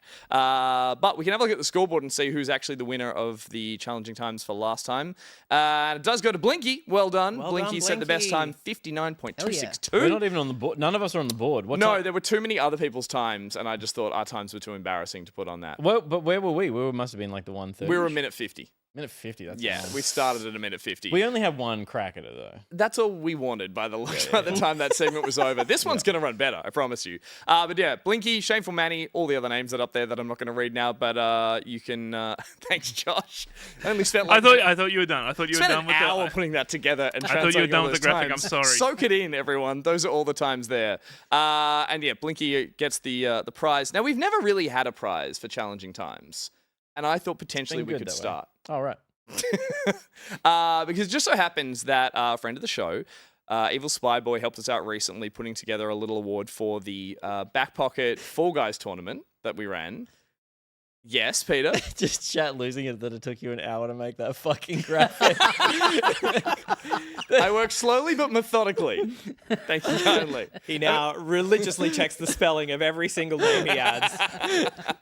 Yeah, you can actually see above me right there. Evil Spy Boy helped out with a little Backpocketeers Fall Guy crown that is going to Barry the Robot. We're sending that one out. That just arrived. It just so happened that he also decided to whir up the 3D printer and print these adorable little gold Backpocketees with but included. Yes. So there's a Yeah. little caboose on the back of that. And I thought, we got a bunch of these. I'm going to take it upon myself to send these out to everyone who wins a Challenging Times. Brilliant. For the duration of the amount of those that we have. We got 7 of them. Okay. 7 of them. Starting with Blinky. Congratulations. I'm not going any further back than that. Because I can't remember. But Blinky, I'll grab your details at one point and we'll send you a little back pockety. I think you've as got well. everything you need Yeah. to be able to send it out. What do you mean? Just put it in an envelope and write Blinky. Blinky. It'll find its way there. I also noticed Blinky spells their name with an E, and you didn't have one on that. Can we see that graphic again? Can we spend an hour? A whole hour? It's only the most important name on there. Yeah. Blinky 17 as well. I didn't know there was a number on the end of it. Moving on. So we played Trials Rising. This week, we're going to play a game that was suggested the first time we came up with this segment. And I was like, we'll get to that eventually. Yeah. But we are going to play Diddy Kong Racing because it's a classic. It's one we all know and love. And as usual, when I do one of these segments, I put a little soundbite together to introduce it. And so, Josh, if you'd be so kind. Want to meet the fastest monkey in the jungle? Check out Challenging Times. So grab your rumble packs available as accessories, have a banana, and get ready for a wild racing adventure with Challenging Times. It's a gas.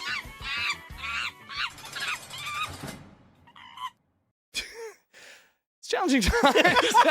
Man, Gus has been in the lab. Now that 2 hours. Let him cook. I did it once. It was a waste of time, and now I have to keep doing it.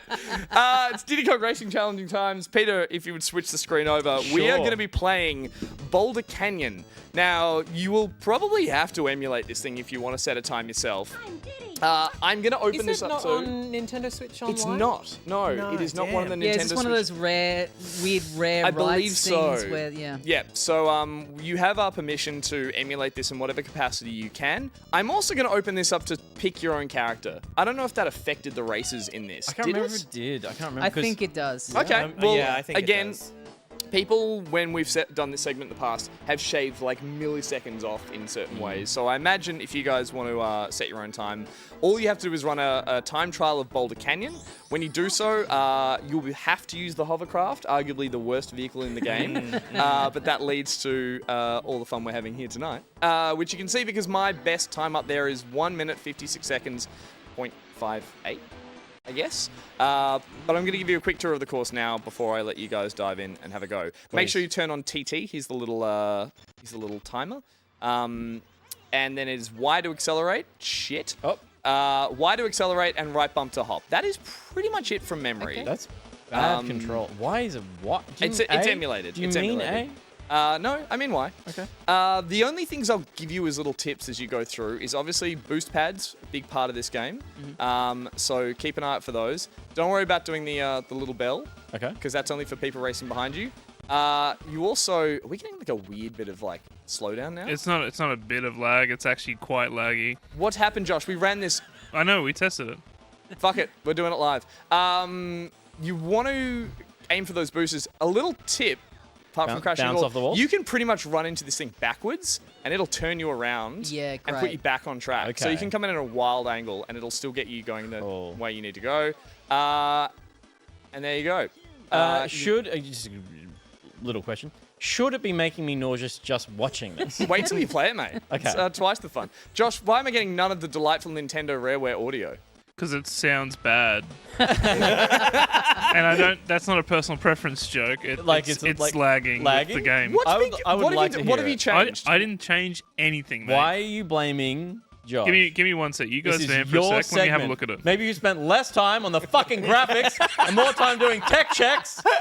We wouldn't be in this situation. Less time in the booth doing chimp noises. Pete wasn't in yesterday. I played this for 3 hours. Really? I had a fucking great Amazing. time. You but it gotta was all unlock working. You gotta unlock all the levels. I gotta get everything. gotta Josh, you unlock could them probably just reboot Project 64 and see if that does it. We're not No, emulating, they this is not can't. They emulating, can't. it is a They can't see that. It's allowed, Sorry. you're allowed to emulate. Yeah. You just have to own a copy. Everyone has to own a second. And everyone owns a copy. Oh, there's your copy on the just on the side table Everyone there. just had a camera. Everyone owns a copy Yeah. of Diddy Kong Racing. There's That's how 8 it works. people Pretty sure standing Back off camera Pocket owns a copy, therefore the entire audience owns a copy. Josh, what do you need? Just vamp for a sec. Oh, we're vamping. Did you play Diddy Kong Racing back in the day? We all Yeah, just turned yeah. at the guest. Yeah. I loved Dance.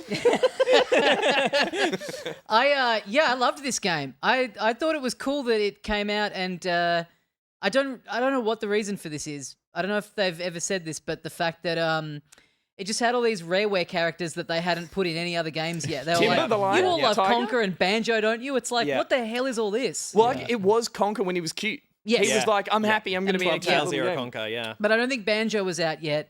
So, but those make sense. But then there's just all these. There's Timber like, the Lion? There's the alligator, and there's like the badger. He's a bad guy from Donkey Kong Country. Oh, he's a Yep. what are they Kremlin? called? Yeah, Kremlins or something. Maybe, yeah. Pipsqueak, the little mouse girl, never turned up Never anything. yep. Little turtle guy, Tip Top. Well, Tip Top is Tip Top in is in Banjo Banjo. Kazooie. Yep. Was he? Okay. Yeah, he's like he's in the swamp level.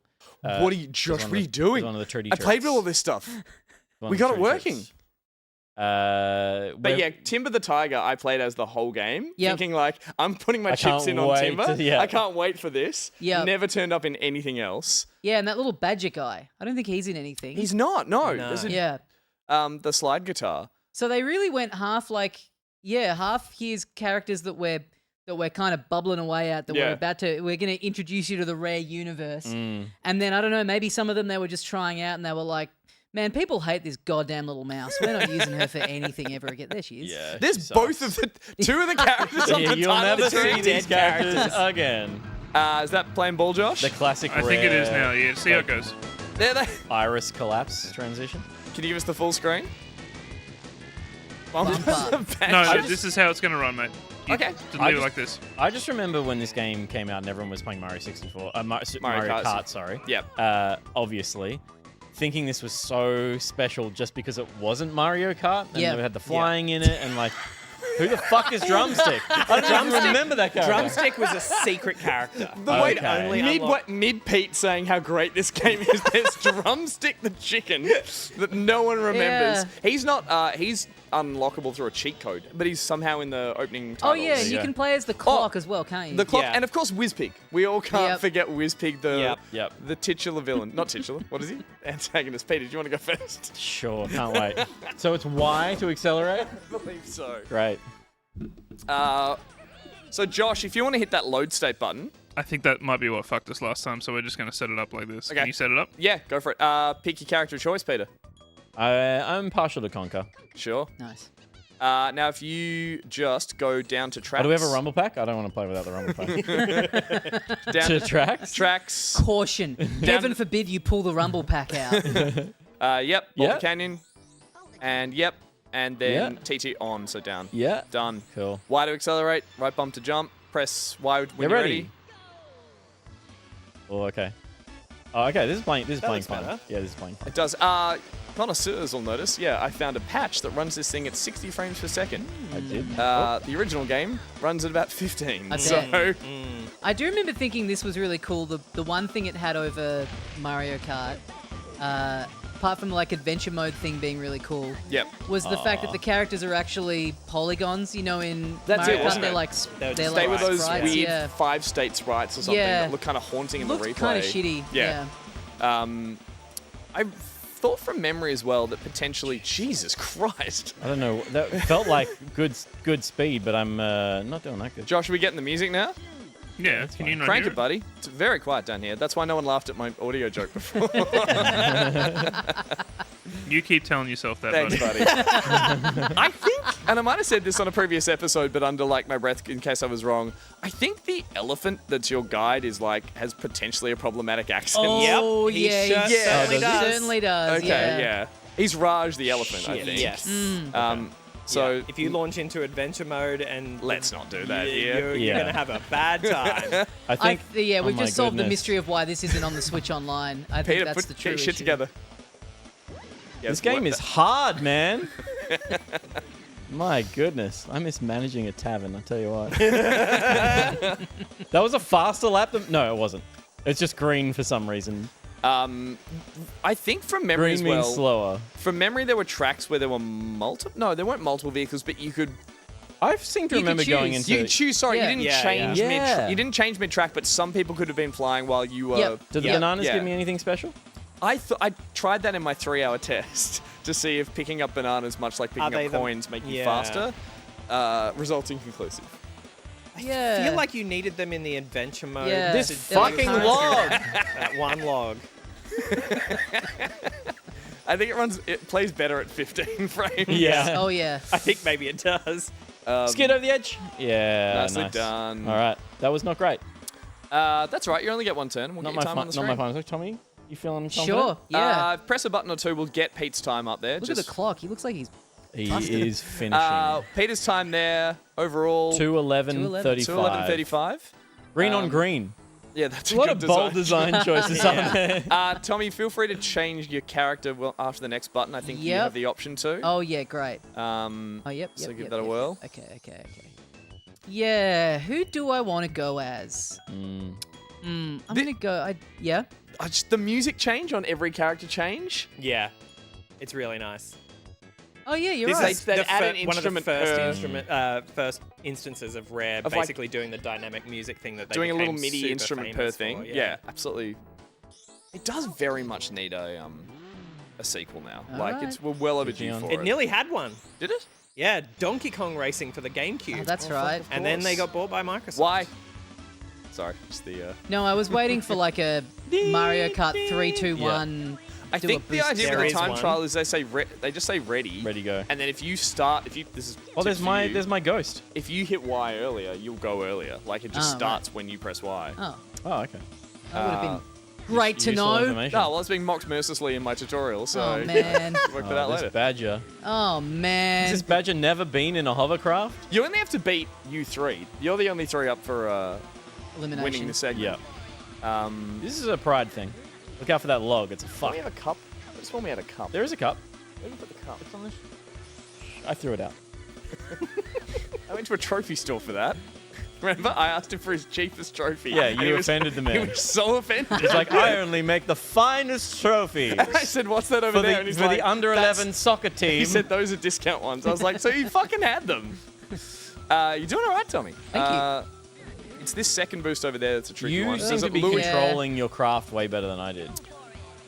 You're even ignoring boosts because you're He's like, fuck looking that. at them Yeah. and then just disengaging. You're at the making a last choice moment. every time. I'm really I respect feeling that. like if I go slightly out of my way for a boost, I'm gonna, Yeah, I fucked it every hit the time. wall. You were And he's making not the correct rooting that choice. log in the This corner is going to like be a Pete fast was. lap. That's a 37.56. That's Oh, yeah, green. baby. I don't know if They that's call that telling- a hot lap in the biz. This little thing fucks you up. You tried to jump over that bottom brown log. It lands you directly on it and you just stop. You grind to a hole. Yeah. Was that a designed element? No, or Yeah. just... Does he go for the other boost? Oh. He thinks about it. Yeah, I'd rather hug the corner. Tommy, this is a good time. Doing all right. Yeah, I'm like the best person who's ever played a video I reckon game. you may be up there. Top 3. Jesus. Ignoring the boosts again. Round the log. The confidence. The Look at boosts aren't this. with it. Jesus Christ. this he's is on. unbelievable. This is going to be a good time. Yes. This is going to be a good time. Smashes that. Press a button. Oh, Sorry, yeah. I'm like, Yep. well, let's watch No, the I know watch how this more. works. I know how menus One- work. 158.03. Okay, Well okay. done. Nice. Good stuff. Passing it on. That was Thank you. close to Alright. Gus, and he spent 3 hours to get that 156. Okay. Go for it. Josh, have you got a controller plugged in up there? I'm gonna No. go tip-top. Okay. Do you want That's to... all right. We'll bring one up to you. I don't think so. You don't think that we will bring one up to you? I don't think I want to play I this. assure you I will bring a think controller up to we you. We need you to put a time in this now. All right. Just bring me that. Bring me that controller. It'll work up here. Yeah, Have you seen our Very trophy? fun. I've seen it. No, do you No, know where do you know where it is? is what it is. Oh, I threw that out. So wait, are Wait, there you got now- a boost? Yeah, so this is the first video game that I ever owned. Oh, shit. Here we And, go. I did 100% it. But I have not played it in about 20 years. So pro tip for all the speedrunners out there. He's the only guy who's ever gotten a notepad and pen out. Yeah, for Diddy Kong Racing. Oh fuck, I missed the boost. Yeah, see, this is bad. Fun fact, if you let go of the accelerator as you enter the boost, you'll actually go Holy significantly shit. faster. Yeah, you really 3 hours you and I kept that didn't under do that wraps until now. once. Yeah, of course I did. Oh my! So you How let else it go. am I Spelling? What the Whoa. shitballs? Yeah. Holy So, crap! I'm so glad you went last. That's cheating. I think I owned and played this game I don't think I ever did that once. Yeah. Fuck this. You're not a chill guy. Is it with the small ones as well? Just the regular Yeah, dash any pads? any So boost, including the ones that you get out of balloons. Oh my god. Holy shit. It's almost a Is that a bug? hazard. So you'll get a purple one if you do it well, and then you'll get a green one with rainbow clouds if you do it perfectly. He's even seen all the colours of it. He can see the whole color spectrum of the rainbow. Josh, you taking notes? Final lap. Yeah. I'm going to get in early and say that there's going to be an extra layer of delay up here, but that's okay. I'll do it. You get your excuses in early, buddy. That's what Go it is. for it, What a mate. baby. Yeah. I think you're the only one beating the Do it fucking here, clock. do it here, do it here. I No, that's a hit good that turn. one, That was but- just a good... Does he? Oh, Nah, he thinks nah, about I it. need the maneuverability around He here. thinks I about reckon. faking. Are either of these tunnels better? Like, I don't know if... I think they're much of a muchness, but ooh, shit. You got to hit this. Get it. Rainbow. Green rainbow. Good Oh, lord. I think you just beat Gus's time there. 156.20 something. It's not bad for having not played it for 20 years. Yeah, that's huge. That is huge. Hit A once. 156.25. Very nice. That is a new record. You didn't get a best lap though, I don't think. No, probably not. I think Gus had like a 34. Enter Oh, your. and he's getting to put his initials in. You don't need to go back. You need to enter initials. You need to put. Hey, man. If it was Gus, we would have put all C's.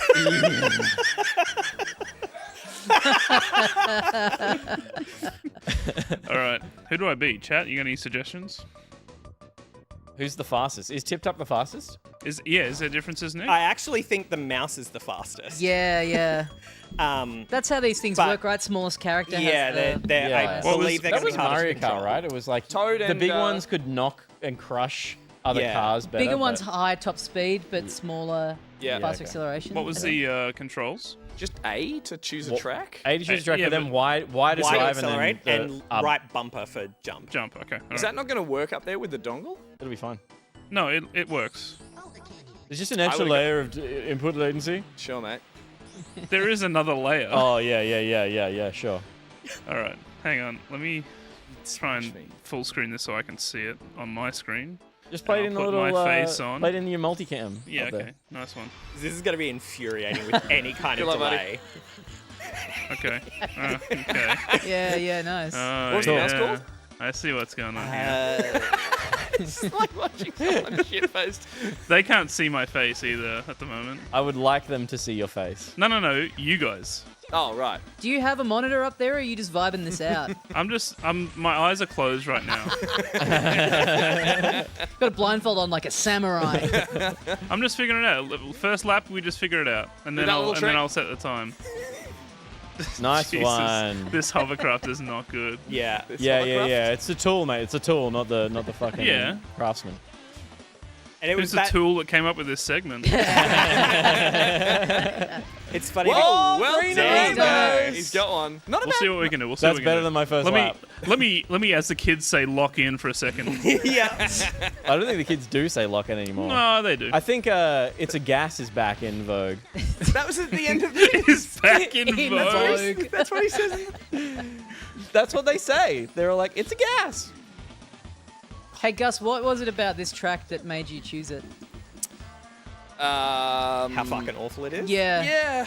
Yeah, I was that, really. There's the one that you go around in a little hovercraft and a whale comes up every time and you can go over That his sounds like a back. great map. Jesus Christ. Why not that map? It was just a boring circle. Didn't have any of the dynamic Yeah. track choices. Here you've got these logs that... Jesus, well done, Josh. That you're a big fan of. Pete. Yes. Yeah, if I had another 2 hours, we might be alright. You're going to do better than me, and that's very disappointing to me. Just, Yeah, I just know some it is. variables in there. And again, getting that bell lifts the drawbridge. Yeah. So what do people behind you Is there a little track underneath or something? No, so there's a track rough. up the top. Oh, So right. when you're doing a standard race, obviously the first person to go who hits the bell will Set raise that, them yeah. for everyone Ooh, else. I almost can't through the believe we map have there. a sleeper Diddy Kong expert. Just shark in the just snuck in room. here. Yeah. So what is this again? Diddy Kong Racing? Yeah. I'm just replaying. When you're like, we're gonna play Diddy Kong Racing, I'm like, I think that's fuck respectable. yes. I'm replaying First ever everything in the lead up to challenging this, just Yeah, just to absolutely watch silent on Yeah. the topic of Diddy Just Kong his little Racing. fucking Haven't heard eyes of light it. up, and he's I like, never owned a Nintendo 64. Diddy what? Huh, strange name. 20416. 204-16. That's not too A bad. valiant effort, Josh. Well done. Thank you. With input delay. Yeah. With mad input delay. Another 20 ms or so, yeah. you So shout it's on my Boulder time. Canyon. Character of choice. Make sure you get a screenshot of your time. Jump into the Discord. Head over to the Challenging Times thread there. One of the most popular threads on our Discord, I'll have you know. And chuck it up there as proof. That's damning, isn't it? You might join Nick Belling Jesus. as the winner of Challenging Times. Well done. Congratulations. Bravo. There And it more is. importantly, you're going into the draw to get yourself featured on a hell of a graphic next week. And you might even get your audio used in a wonderful soundbite that maybe gets 2 plays per episode, Josh. Want to meet the fastest monkey in the jungle? Check out Challenging Times. So grab your rumble packs available as accessories, have a banana, and get ready for a wild racing adventure. With Challenging Times. It's a gas. It's a gas. That's what I fucking said. Oh my god. Unbelievable. Yeah. The soundbite comes back in Jumping full Jack force. Flash. I just want to say, it's probably the most awkward 4 people have looked on camera is listening to that sound. I I don't know what's felt the totally replay just for calm. that. Set your own time and post online. You might win yourself a little golden pockety. One's going out to Blinky. Chuck your time up and win one as well. All right, that's Challenging Times. I'm running out of pep and feeling pretty beaten down. Let's go to an ad break.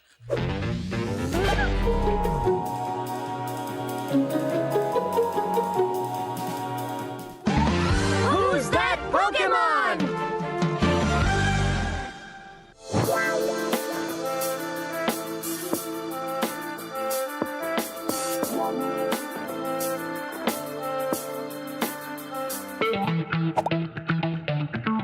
Hey Diva, I got a game plan here for you. That's right, you. Just you specifically. Here's your game plan specifically. Crime scene cleaner has you cleaning up some bloody messes for the mob.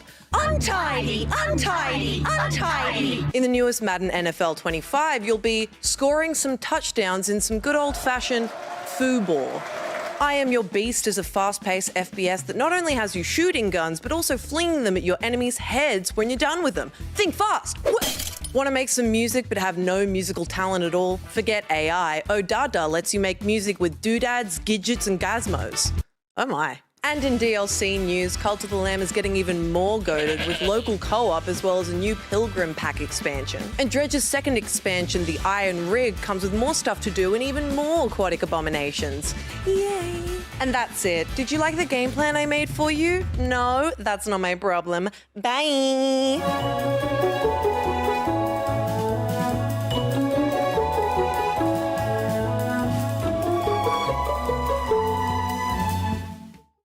Are you tired of the chair you're sitting in stabbing you in the lower back because of a stray spring? Do you feel like you're in a saw trap when you're just trying to play fork knife? Well, have no fear, the Buri Buri Gamer Chair is here. For too long, the gamer chairs on sale have been lacking in a myriad of legal ways. The average gamer chair is made without the legal protections and materials that the Buri Buri Gamer Chair can provide. But this is all language for the litigious. If you're not a hotshot law guy like me, you have no interest in this stuff. No interest. So I'm gonna speak to you in your language. The gamer language. The Buri Buri Gamer Chair is crafted with precision and designed for those who wish to fight hard on the virtual battlefield and fight even hard for weekend visits with their child. The Buri Buri Gamer Chair is not just a chair, it's your personal stand. Every curve and stitch has been meticulously engineered to make you feel legally secure while you game. The Brewery Gamer Chair does not protect the user from committing acts of defamation or verbal targeted harassment over voice chat or live on stream. The user is still legally responsible for their actions while sitting in the Brewery Gamer Chair. Made with comfort in mind, the Brewery Gamer Chair is justice for more than just us. It comes with customizable lumbar support, adjustable armrests, and a built-in gavel and block to really bring order to any heated gamer moment. The Brewery Gamer Chair is more than just a seat. It's a legally binding agreement to play hard. Is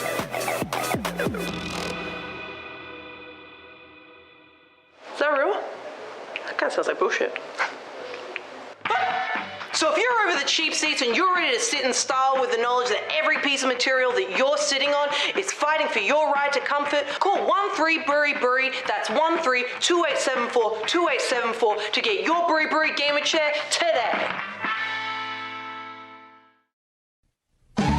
It's our own little Will. Kasplat!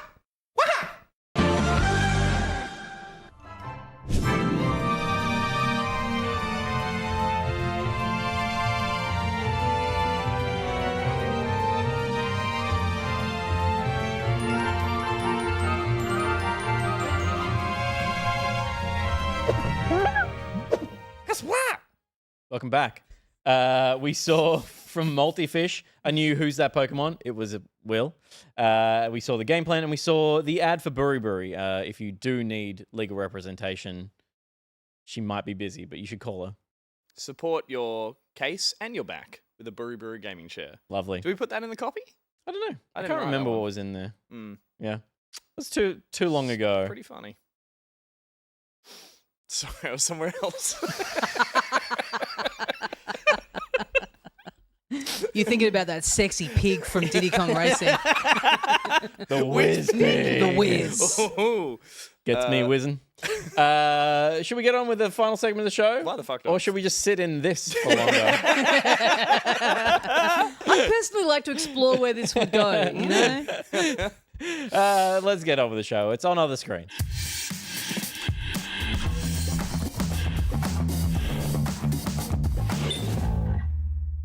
On other screens, a subsidiary of Pocket Watch, for some reason, is a segment where we talk about things that we've not been playing but watching on other screens, maybe reading on other screens. Today, we've just been watching. We've never read. Has I anyone know, done a but we were book? like, we could put.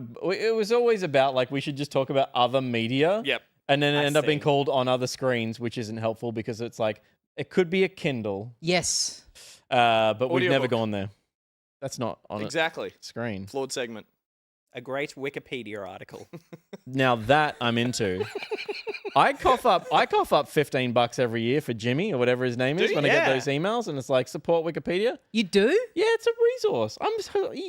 Say thank you, It's goddammit. wrong about everything. You have a Wikipedia page. Yeah. Pay It for says that I'm shit. like 4 foot tall. I'm not paying for that.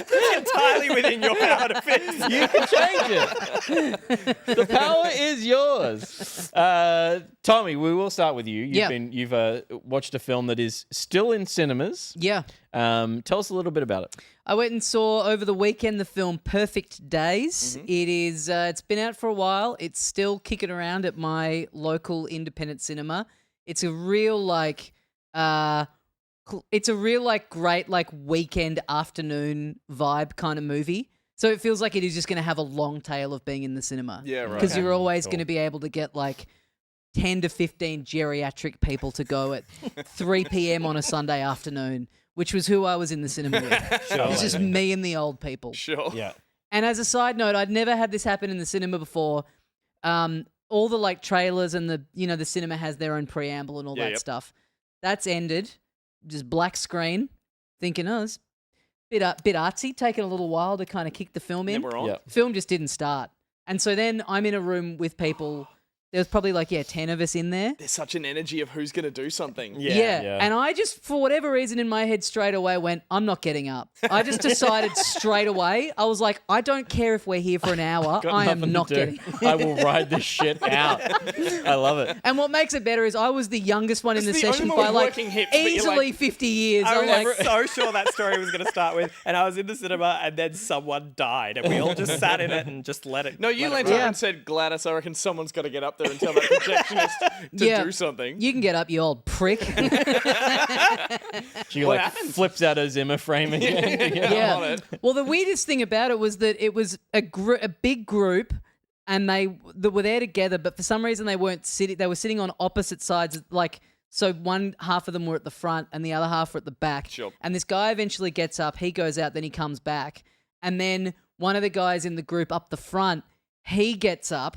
And he didn't see the other one leave. Yeah. And so one of the older ladies behind me goes, "No, Stan, Morris already got up and went out. He's already gone up and told them that it hasn't started yet. So you don't have to go out." So you got the nearies and the faries, short-sighted. Some they've got different prescriptions on their lenses. 100%. And in that moment, I felt so validated in my decision to not get up because I was like, I never would have witnessed this beautiful moment. You were sitting in the middle just watching it all unfold. Exactly. The projectionist found the reel, I take it, and eventually the film started. Never saw it. This was just a perfect day for Tommy. This is the first he's seen of it. Yeah, it was real. Like I was like staring at my reflection back in the black of the screen, and it really left me with a lot to think about. Well, isn't that the most fucking heinous thing when you're like playing a video game on your Switch or whatever, and it cuts to black, and then you see all of your chins reflected back at you? You're like, If you've got a good lean in bed going, it's horrifying. But tell us about. Well, I was going to say you found the joy in that moment, and from what I've seen, I'm really keen to see this. It from the trailer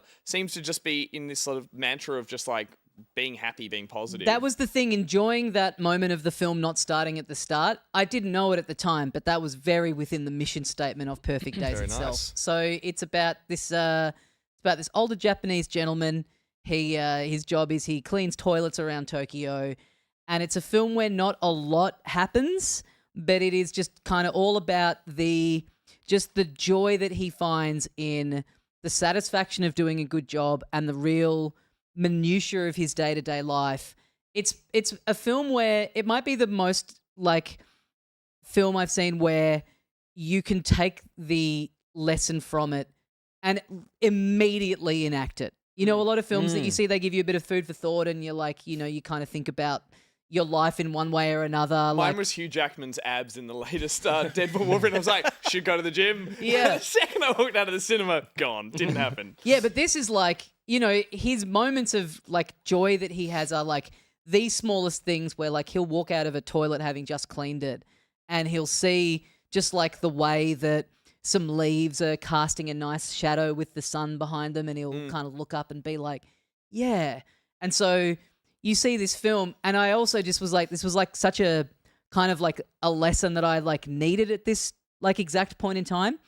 And so immediately it's like you sit through this, and then just like you walk outside the cinema and you just see a nice little bird walking around. You're like, yeah, little bird hopping around. You know what I mean? Like you can just enact it like immediately from like walking out of the cinema. Is it? That's like, cool. Because I would have thought that is intrinsically like a Japanese kind of cultural thing that they try and, finding the joy in small, just perfection of small tasks. Is it that kind of, does it feel like it's a cultural thing, or just it's this one story? Yeah, it is. I mean, it is a cultural thing. It doesn't really read as specifically like that's the only reason the film exists. Mm-hmm. Like, I think you could make a version of this in a lot of countries, but certainly like We already have Kenny. I was going to say, exactly. Badger points out, so it's Japanese Kenny.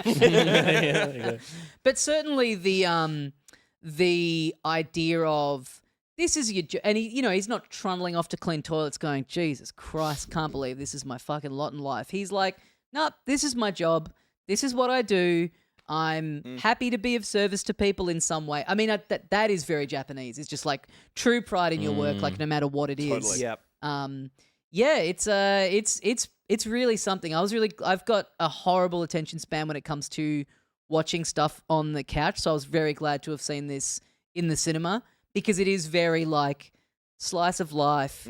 It's pretty slow. There's like a couple little things that happen, but there's no like big driving the urge plot to stuff. pick your phone up could be there if you weren't in a cinema kind of vibes. Sure. Which was, without spoiling anything, is there an overarching story? Does it lead to something a little more narrative focused? A little outside bit. Of this? Yeah, a little bit. It's weirdly, it takes a long time to get to that. So you go through like maybe over half the film and you're like, oh, this is just what this is. It's just real slice of life stuff. And then some stuff kind of starts happening. But yeah, it kind of threads that in. But his life is, he cleans his toilets. He goes home, he reads his books in bed. I mean, it's interesting. I went by myself, and it was one of those ones that I was like really glad to have sunk in by myself. You know, sometimes there's certain Be films worried like someone's going. Could the person next to you be bored Be by like, this? And yeah. Well, not so much that. More like I would be worried about going to see this with my fiance and her being like, man, I found that guy's life so depressing, and me in my head being like, that's the most awesome man I've ever seen in my life. He just cleans toilets and read books. That's so sick. Totally. Just drives around listening to his cassettes. He has a completely solitary life. Yeah. What a king. I feel so the same way about like films that are paced in this way. Sometimes they'll land for you, sometimes they don't. But when they do land, I don't want to talk about it with other people necessarily. And I'm sorry for putting you through this right now.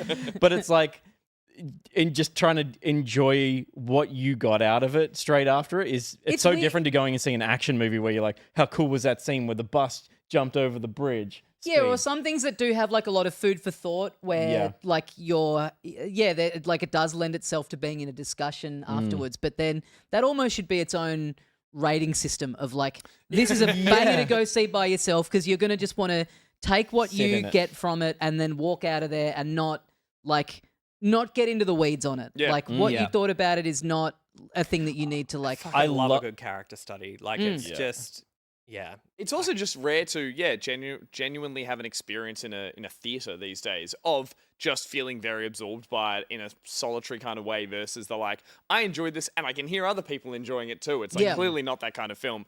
Did the rest of the people in the theater, because I used to work at a cinema where a lot of old people would go and see things that were like tailored to them, but they'd be like, that was terrible, nothing happened, and they all walk out and they're all grumpy shits about it. Was the crew you were in there with?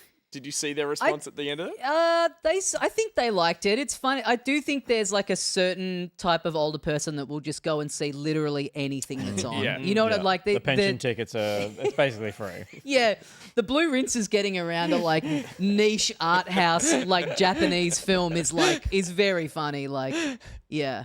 Cool. I once had people come out of a session of what was the one with who's the old lady in Cats at the end of it? This is going to be one of those Pete stories. Judi Dench, where they all the Grand Marigold Hotel. You went to Cats for Judi Dench? And we got there. She's one of the most accomplished actresses of all time. I immediately knew who you were talking about. It was either James Corden or Judi Dench.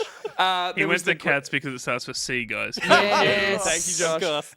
The great Marigold Hotel, whatever, played for like 10 months at the cinema.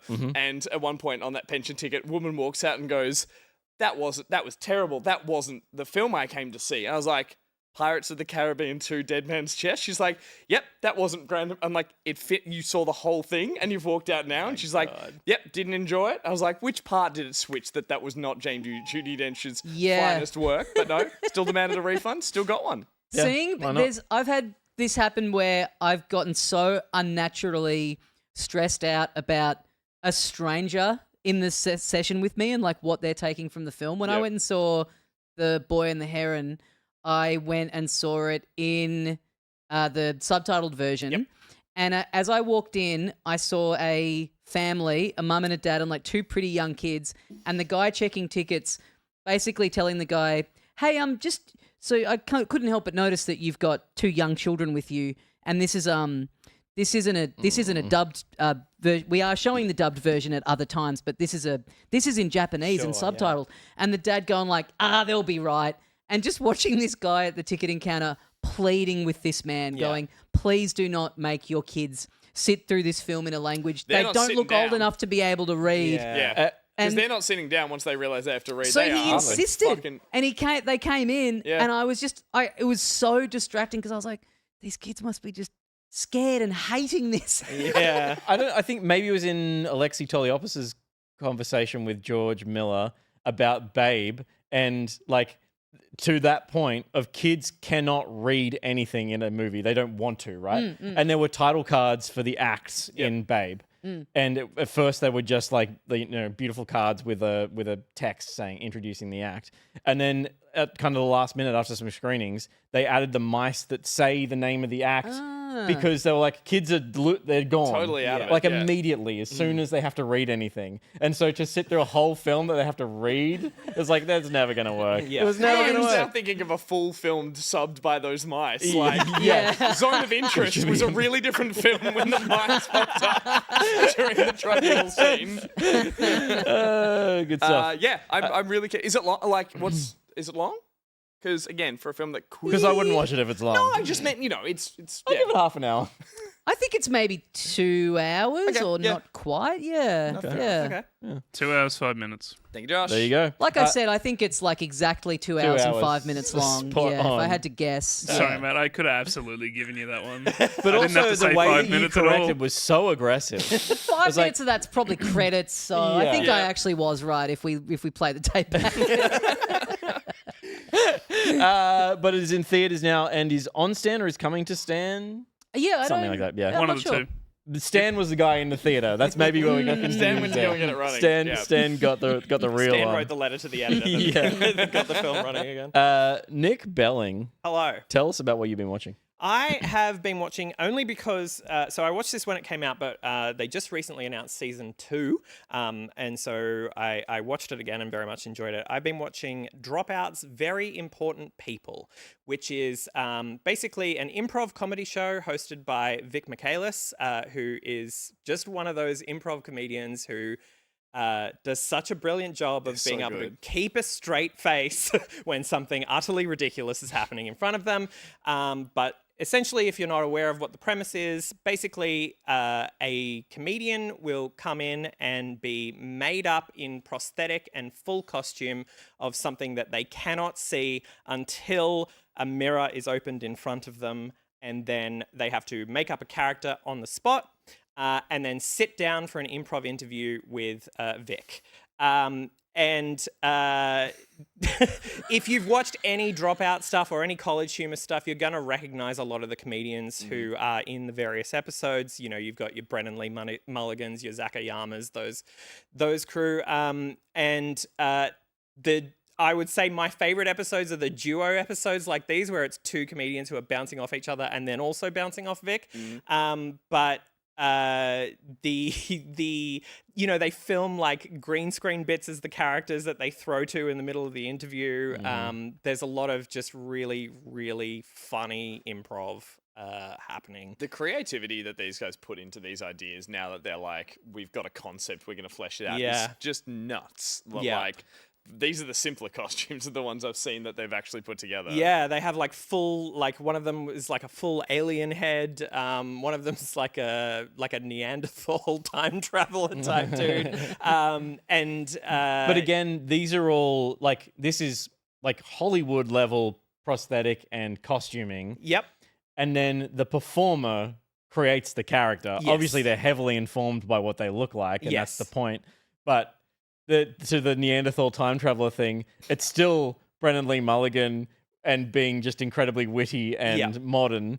But it's such a funny premise, and it's made funnier by how much production is put behind it. 100%. It's absurd, the amount of production that goes into It this sounds thing. a bit like a Thank God You're Here, but without the ensemble. Like in that they kind of lead you, and this is like you just have to come up with it all yourself. Yeah. Thank goodness you're here. Just for... God damn. Pardon me? I will fucking kill you. I think that the thing that I like about this compared to something like Thank God You're Here is that because Thank God You're Here has to be so sort of on rails. Yeah. They just throw a prompt out to the comedian that the comedian then responds to, and then it's just, you can't run with that in any way because, you know, a cameo has to happen where, I don't know, someone walks through the door and then, you know, you can't really Yeah, just and they're follow getting people on that aren't like that are good at improv but aren't necessarily like trained improvisers, and they're wanting to set you up to kind of relatively kind of thing. easy. It's like set up punchline, set up It's punchline. it's not like whereas this does such a brilliant yes and Yeah. like they just keep running with it all the way through. It also, next to a Thank God You're Here, benefits from the fact that it's post-produced, whereas, you know, Thank God You're Here absolutely gets a tidy pass, but is live. Yep.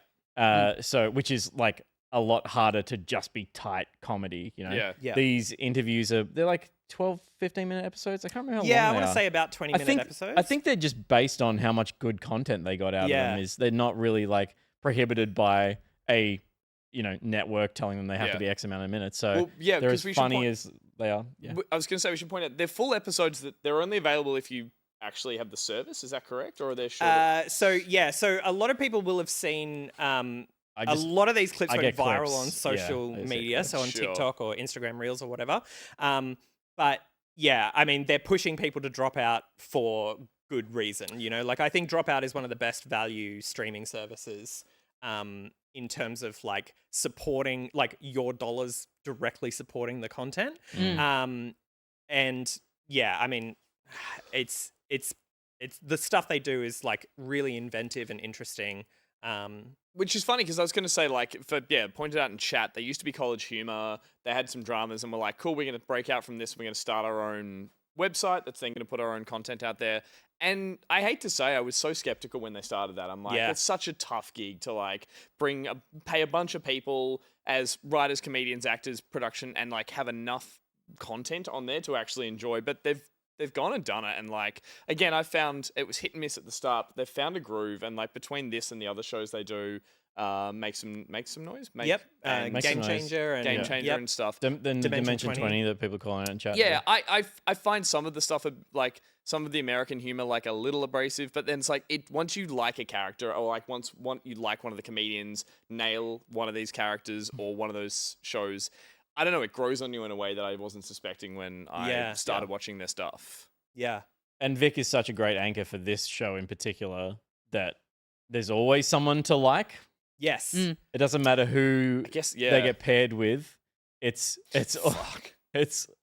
always, and then there's just fucking gold. There's just some gold. Yeah, and like I watched the first episode and was kind of like, I could kind of take it or leave it. But then once I really started hooking on to Vic as the character that I was kind of traveling with on this entire journey, rather than the weird sort of made up characters that I mean, and Vic is playing like a bonkers version of themselves that like has a stepdaughter who's their same age that hates them. It's just like little running jokes that are added and sprinkled through really well. I guess if you're ending as a continual character that has to live in all these universes, like you build on that to a point that's just like, I got to stick with it. Yeah, and kind of this episode, the still that we're looking at now is the one where the two comedians were playing like French jester dolls.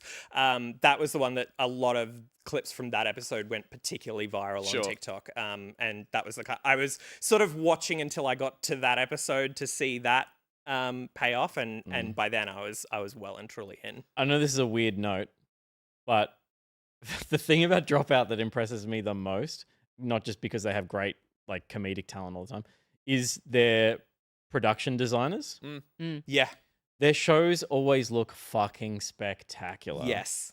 Their sets are beautiful. Like the design in just from a color space perspective on this show and how they dress Vic and the set that they've built around that character is phenomenal. And it's so, it's just like, it was like an immediate takeaway for me when I saw a frame of the show was like, it's so beautiful. Yeah, and then there's something absurd happening that, like, in it. 70s style game show swirl of it all. I was like, oh, someone's clearly got some talent on this design. It's that thing that like Jackbox games also do really well. Yes. But the intent is obviously to make the wilder than life characters really pop from and just feel like they're wrong. You put an alien in that space, and it's just so beige and like it's brilliant. It's so good. Yeah, it's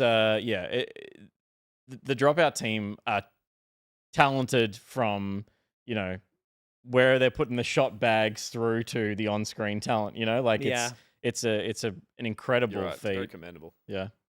Cool. There you go. Let's go to Josh. Oh no. Yep. What'd you watch, Josh? Hang on. Usually I have a bit more time while you vamp to prep the next thing here, but I'll just do it while I'm doing it right now. That's a meta joke for It's you. not really, okay. It's meta vamping to be talking about vamping in an effort to vamp. Jesus. That's what so I just we'll allow did, it. Peter. Thank you for explaining the meta joke about me vamping for the We're- vamping. He's for the doing it meta again. joke. He's fucking doing it again. We're watched- layers deep. Bro, am I in Deadpool? This is insane. You can look down the barrel of the camera. We're breaking the Holy fourth shit. wall. I'm on Twitch.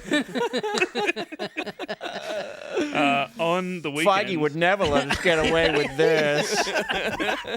Here's a little movie I've been watching. Go for it, Uh, Josh. Oh, Lord. Yes, I mean you took the words right out of my mouth, Gus. I watched for the first time ever this weekend. I watched Labyrinth Holy with shit. David Bowie. It's just called Labyrinth. It's not Labyrinth with David Bowie. I'm pretty sure contractually it is Labyrinth with David It might Bowie. as well be. Yeah. I was encouraged by a friend of the show, Steph Panicasio, to watch this. Who was shocked that I had not seen it yet in my life. You can actually watch it on Plex, not illegally, as is said there by Ruby in the run of show. Plex has this for some reason. They've But got it's the not on license Disney to- Plus, which is weird as because It's it's not, a Henson yeah. production. So. Yeah, right. Plex has this, and as my Twitter feed saw with like 50 retweets in a row from the official Plex account, the entire Drew Carey show. Okay. Oh, So, shit. I'm on All board. right. I'm Okay. listening. Get the Plex app now. Whoever's doing licensing over at Plex knows what they're doing, clearly. All right. That's that 70 That's that show. 70 show. Oh, shit. But it Yeah. goes Ohio at the end. Yeah, Yeah. that's a Cleveland Rocks. They're the same. Yeah. Cleveland Rocks. Yeah. So puppets, Josh. Tell me more about what we're seeing. Yeah, look at these puppets. You know Gus is horny for puppets. Aren't these puppets cool, Gus? Tell you what's hotter in that movie. No, you tell me. You can't, mate. She's 14 in the movie. I'm Bowie, you fucking creep. The Goblin King. Yeah, I did a 30-second review for Peter earlier today, which was like everything in this movie is gorgeous. Like the sets, like the puppets. It's got such a insanely dark fantasy vibe, Which has come back in a big yeah. way. Yeah, for sure. Like the first time it panned up for like the labyrinth in the castle, I'm just like, fuck, that's And like, you see- such a gorgeous matte painting. Yeah, you see the sock that he's wearing? Yeah, that first pan up Bowie is... It's Yeah, the tights. It is breathtaking. And It that's really- one it really Henson was. puppeteer in there doing that. There's a whole guy in those pants. Yeah, look, it was very impressive to me, and I'm not just talking about Bowie's crotch, but I think it's a yeah. joy that everyone probably in chat, and I'm assuming everyone on these couches has seen this film. I Nope. have not. All right, well, I'll take it all back. No, but come on. There you go. Well, I just meant it's lovely to talk to someone who you think has seen a film that everyone has seen and just see their joy of all the moments that I've seen like 20 times now is fresh to Josh, and like the little worm in the worm in the wall. Yeah, great character. So good. Yeah. Great Have you character. not seen Hands. Never seen Labyrinth. Dark Crystal? Nah. Wow. I got some studying to do. There's a whole Netflix series they spun off after that. It's not very good. Watch the movie. You're not selling me. No. Tell me why I should watch this, Josh. Sell me this Labyrinth. Look, this character right here. Oh no, I forgot its name. Jennifer Connelly? No, not that one. I think her name's Sarah. Or maybe I'm just thinking of Ruby again. I don't know. Anyway, Ludo the character says on what Ludo. things? Ludo, yes, it's Ludo. I'm gonna get crucified for forgetting that character name, but anyway, Ludo is like such a joyful, like dumb idiot, like helper. in the That went down real absolute quick.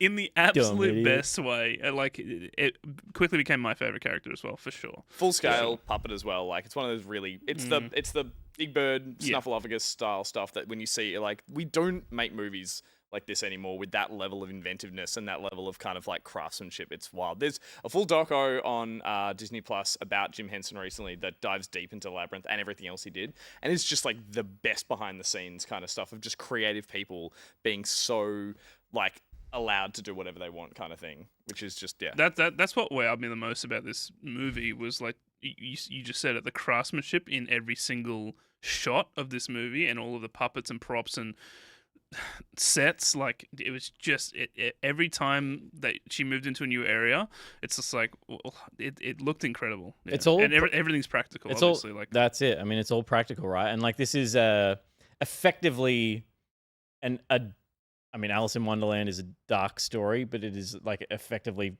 it's similar beats, but it's about a baby that gets stolen that she goes to recover her brother. So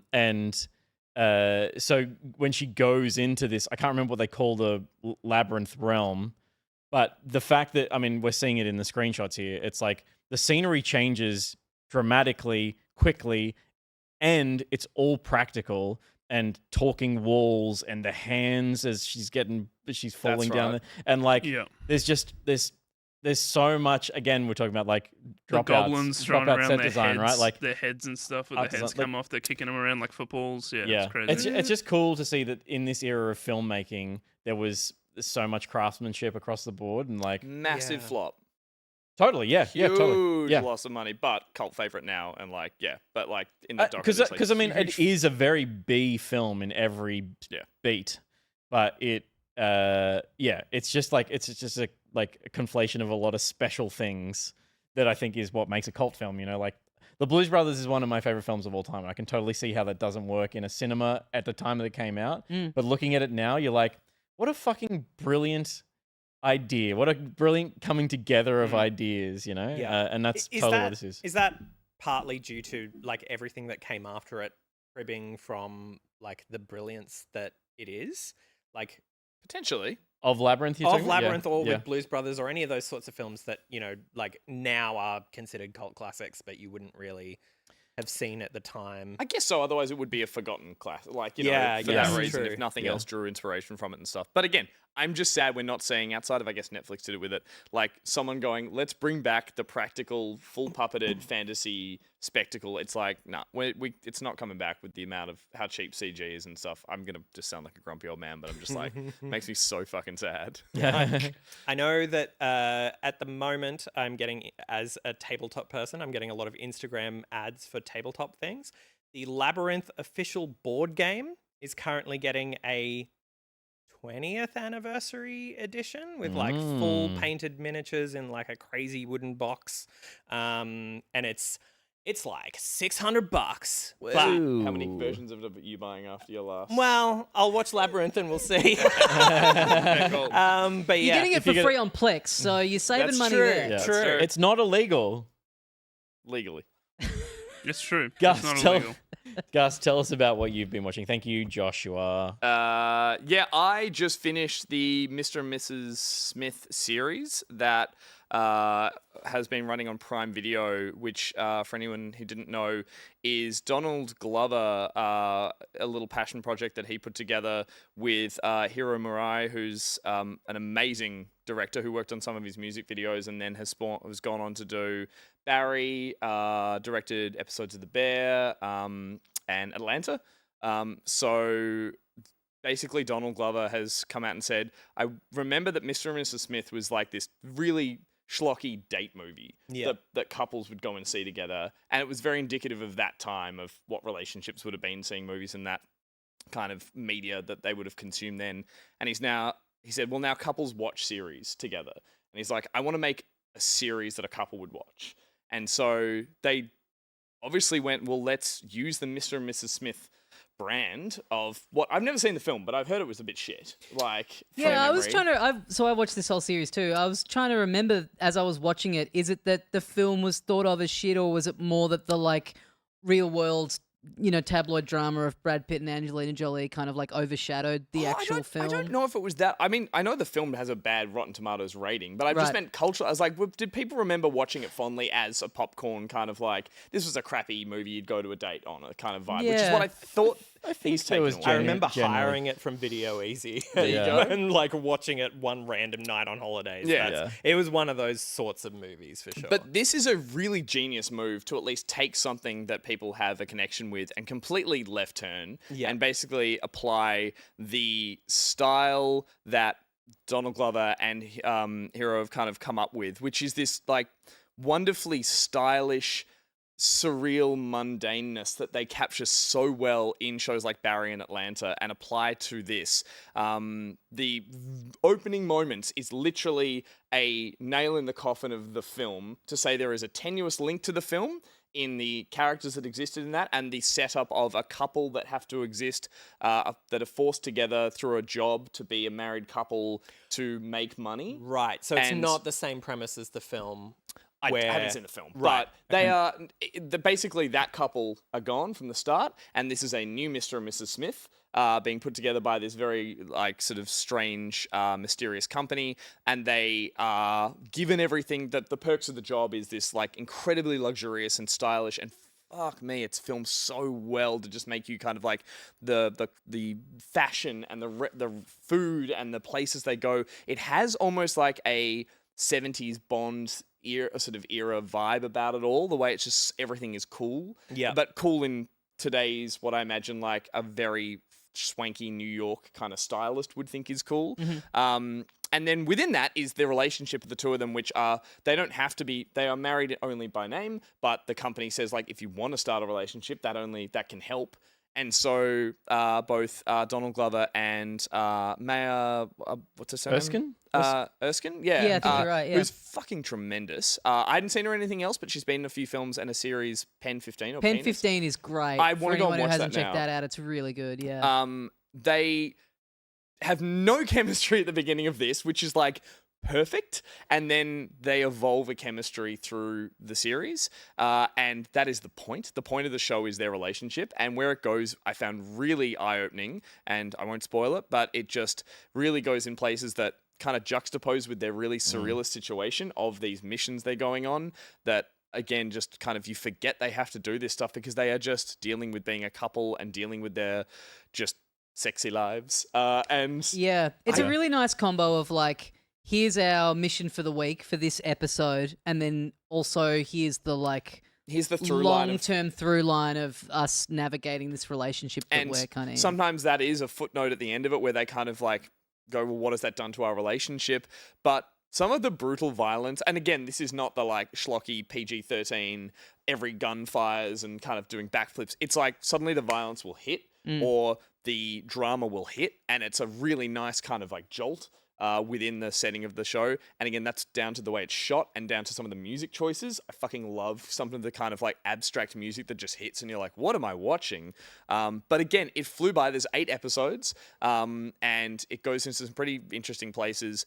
And from what I've read since, they're going to do another series, but it could be potentially, and again, this won't spoil anything, it could be anthology style where Yeah. it's like, this is the idea, this works really well, do we need to stretch this? I mean, it sounds like potentially not? relative to the movie, it already is like anthology based. Yeah, I think yeah. my memory of the movie, and correct me if I'm wrong, but I think it was essentially haven't seen it. a married couple that were both spies but didn't know that the other was a spy. Yeah. And that was and the for tension. different agencies, different and then they were like, agencies, I is our think. love stronger than our There are- loyalty? I think there's a to agencies.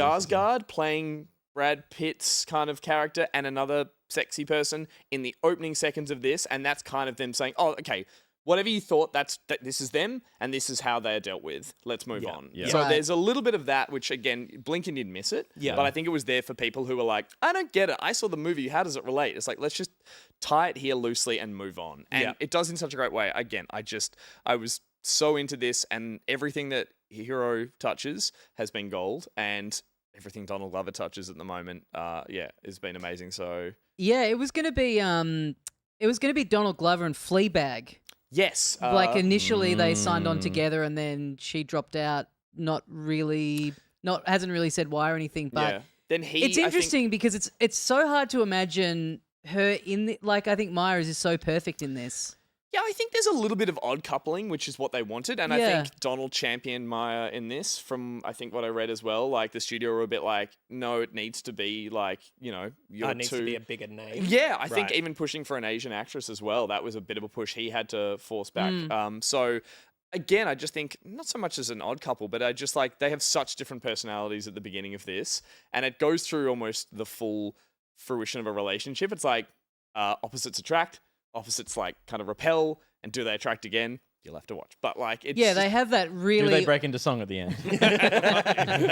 They have that really awkward, like almost just like random housemates thing at the very beginning of it, which is so hard to kind of like pull off and make believable. Yeah. Where they're just like in this house together, like, Yeah. okay, so I'll go over here. That's it. It's incredibly Do we real. sleep in the same bed? I've watched the Yeah. first episode, maybe 2 episodes, and yeah, the dynamic, their relationship at the start is so it's just like it's brilliant, subtle performance from both of them, and then there are explosive moments that The make first the two show episodes feel are directed really by Hero, dynamic. and then I think he produces over the rest of them with Donald Glover as well. But they all carry that same kind of style treatment to it all. And again, it's that kind of like suddenly you remember that it is really flat, real performances, believable performances in a very surreal setting. That is what I think makes it stand out. And yeah, it's great. It's very, very good, and I want to see what he does next. Both Donald Glover and Hero, actually. Very cool. Yeah, I wonder if they do different cast in season 2, whether he would be like what capacity he would be involved. Because I think he also wrote.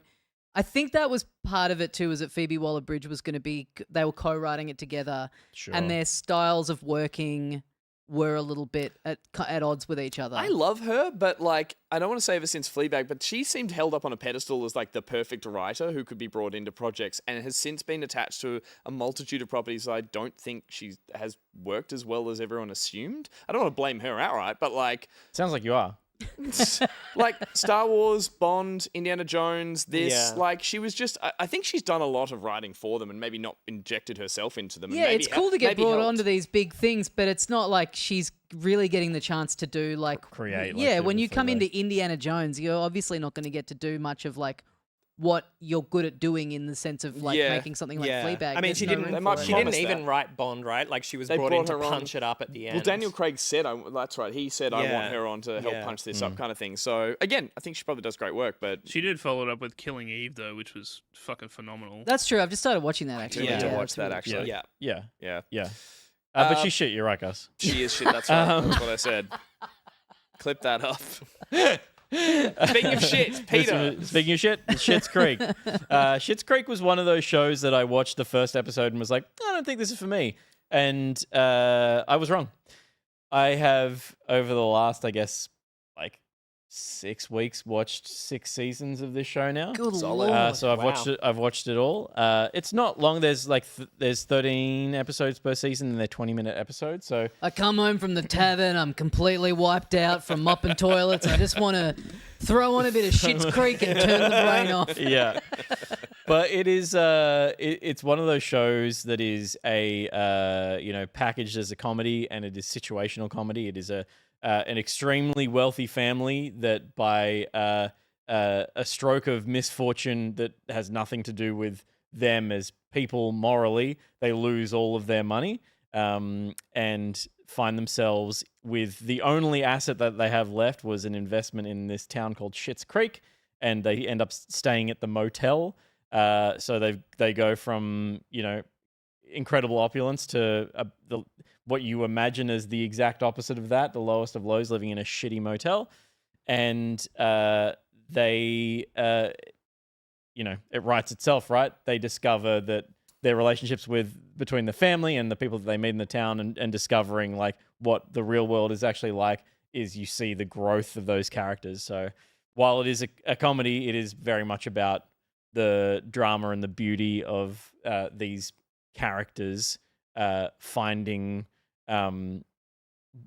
who they actually are as opposed to who they kind of like were propped up as. Eugene Levy is the reason that I was interested in this in the first place, and it's actually Dan, his son, who went to Eugene and said, make a show with me, I have this idea. And I watched a documentary about the making of it after I finished watching the show. I haven't seen that. And it's deep. I'm deep in. And one of the really salient points that came out of that was Dan was really excited about this idea, and Eugene was like, has made a bunch of stuff that I really respect. And, a lot of it is those mockumentaries, Best in Show. And, that he had the experience to say, slow down, and because we're not going anywhere until all of these characters are fully developed. We're not going to discover anything about these characters when we're there, because we need to know them fully so that when we're improvising stuff, it's coming from a place that we genuine. Understand where they're going to be. That is so interesting because I've watched 80% of this. I didn't fall off for any reason other than I do need to go back and watch it, and I loved all of it. Yeah. But I was going to ask you, do you think they found those characters as the show went on? Because it feels like as a premise, it's a really kind of just like producer pitched idea of fish out of water family, like hilarity ensues. They But- clearly saw Sea Change on the ABC Exactly. in the early Like, we need 90s. to do that better. But it was like, even the first few episodes, or maybe the first seasons, I don't know, you're learning to love the characters. But I was like, it feels like through these actors, and I was going to give credit to just the actors and their performances. But obviously they went deep on the writing and the research and saying, let's flesh them out. Yeah. Because it is like, by the second season, you love them all. And you're like, I did not expect to be loving these people in a way that, like, Totally. long-term dramas work. Yeah. Comedies, yeah. I should say. Yeah. One of the inspired pieces of casting is Catherine O'Hara, who has worked with Eugene Levy before and didn't want to do the show and was convinced to do the show. And she brought to the show the idea that she was going to do a weird voice and have wigs.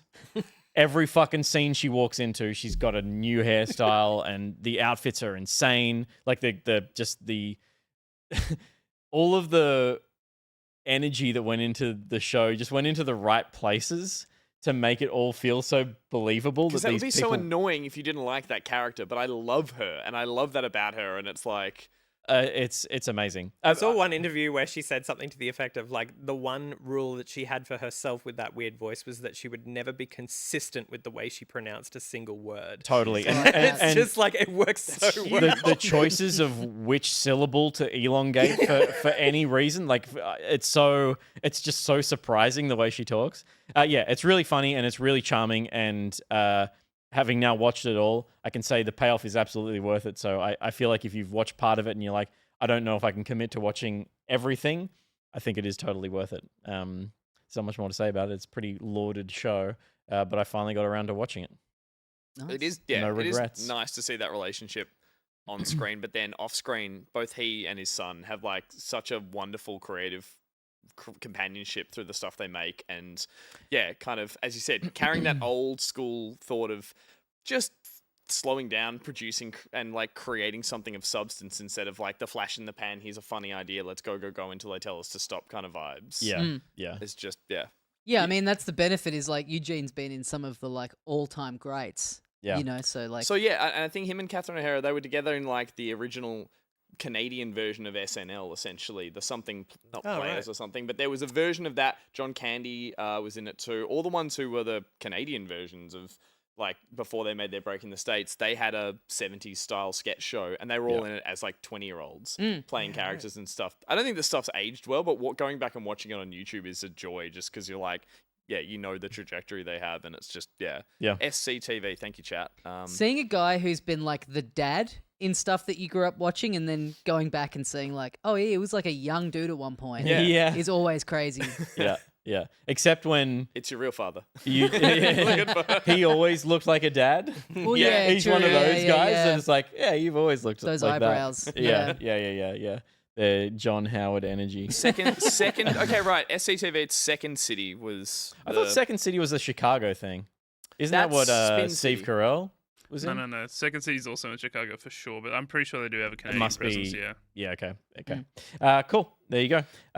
So that is what we've been looking at on other screens. Let's play the card again because it's got two titles.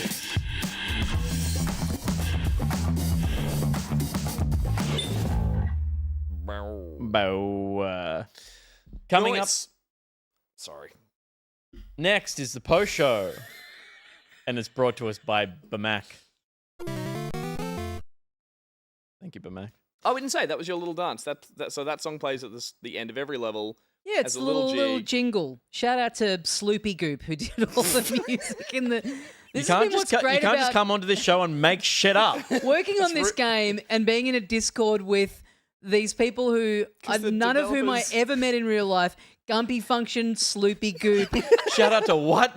Just all the most like, just me being like, these people are in charge of my creative future. I have no idea who I'm interacting with in any way, but they sound like Star Wars characters. Yeah, There's a Glub Shido in there. Yeah. First draft Cantina Star Wars characters. Well, shout out to Sloopy. He's got like a Bandcamp where he makes like lots of albums in like chiptune style. Brilliant. And he's done like a lot of like homebrew Game Boy soundtracks. Sloopy Goop on Shout Bandcamp. out to Turgle.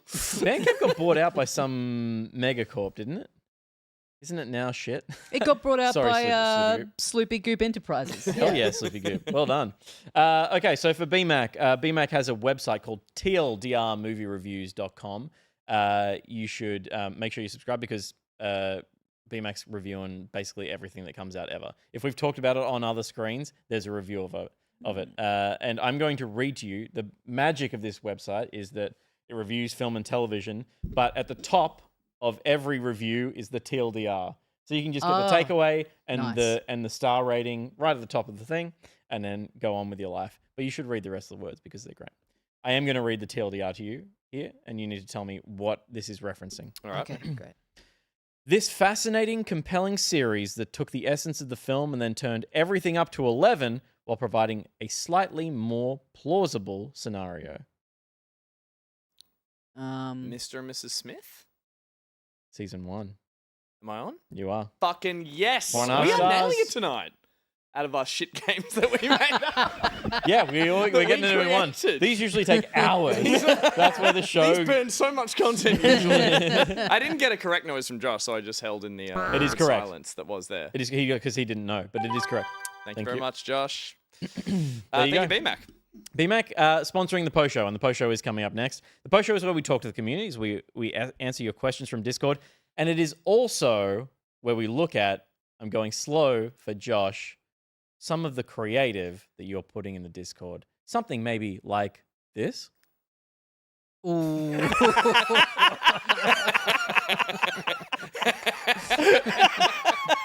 I mean, it doesn't get better than that. You can't convince me that someone in the chat made that. That must be official Sesame Street artwork. The start of that Jim Henson doco is wild. I love that you can see the bottom of the letters of cookies that used to be there in the font. It makes it perfect. It's perfect. Who did that one, Josh? I don't know. Hang on. You'll find out in the post show. You will find out in the post show. So that and more to come. To get access to the post show, you need to be on the gold tier on Patreon, where you'll also get access to the uncut, full frontal playback gameplay videos earlier than the YouTube peasants get them. So there's anywhere between 5 to 10 pieces of bonus content going up on our Patreon every month for gold tier members. You'll also get access to the quarterly town hall meetings in our Discord to help us shape the show. You get the Pocketeer Discord role, which gives you priority selection for the community game stream nights. And you get access to the bonus episode of Pocket Buds every week. And speaking of, the guest on this episode of Pocket Buds that's coming out tomorrow is Nick Belling. It's me! Ruby's not here, but that's okay because the other person who was on this episode is... After I came on 2 weeks ago and talked about ARG/immersive theatre experience Lennox Mutual, Ruby brought me in to talk a bit more about those two specific things. Nice. So we talked about alternate reality games and immersive theatre. Basically, what if video game but real life? That sounds very Ruby. That's my Ruby. That was perfect. That was a perfect Ruby. Holy shit. And then in the bonus episode, we talked about escape rooms, which are like a fun combination of those two things. And yeah, it was a great time. Excellent. Yeah. Cool. So And that'll be up tomorrow. Tomorrow I morning. believe. That will be up tomorrow. Yeah. On this channel next, I'll be streaming on next Monday. I'm going to give Halo a little break. I've been playing through all of the Halo games with members of the community. We're getting like 4 people playing through co-op the campaigns. But Halo 5 is the next one, and it is objectively dog shit. So I might play some Diablo 4. I got to grind through the season pass of Diablo 4 so I can get cool portals and a horse. Keep an eye out for that, but I'll be posting a going live message on Monday. Nice. Also over the weekend, keep your eye on the Back Pocket Bits channel, the YouTube highlight channel that we have. We will be putting up the playback that was scheduled this week, but there's an embargo for Saturday. We have a playback of Plucky Squire. Both Peter and Ruby got a playthrough of that, and the video of that will be going up, I think, at 2 a.m. in the morning on Saturday. But if you've got the little bell notified on that channel, you can check that out. And as Pete mentioned as well, the full record will be going up on the Patreon for people to watch that one as well. There'll be a social as well, so do make sure you're checking that out. That's pretty much all the content we have for now. That's it. That's it. I think That's we're everything. done at that point. That is it. Thank you. Shut it down. Shut it We've done all of down. it. Is not what the script says. It been says covered. that's our show, but shut it down. Thank you to everyone for tuning in tonight to Back Pocket. Slads night? What? Slads night? Slads Oh, night. there's ladies let's in get their fucking slads. t-shirts. Do the slads. It's a slad sausage. It's a slad sausage sizzle. Sierra. There it is. Siesta, not Sierra. The Sierra. There you man. go. I folded it up. Slads. Ending on a high. Trust that All it- right. Thank you to thank you to everyone for watching the show. A special thanks to those who support us on Patreon. If you are not supporting us on Patreon, that is okay, but we do ask that you share the show with your friends, your enemies, anyone who might be interested in this kind of quality content that you saw here tonight. You can head to backpocket.gg for links to everything that we do. That includes the Patreon. There is our Redbubble store as well. We might be putting a new store up soon as well, so you can check out all our merch there as well. There's links to the Discord, the socials. We will be back next week with another show, a full couch full of people and all sorts of... It'll work this You're time. really fucking selling it, buddy. The couch is going to be full of The people. couch will be full like it is this week and every week, and there was no problem filling it this week at all. Thank you so much. You're welcome. For those of the gold tier and above, please stick around. The post show is coming up straight after this. But until next week, we'll catch you guys later. We're going to back it out. Goodbye. Bye. See you later.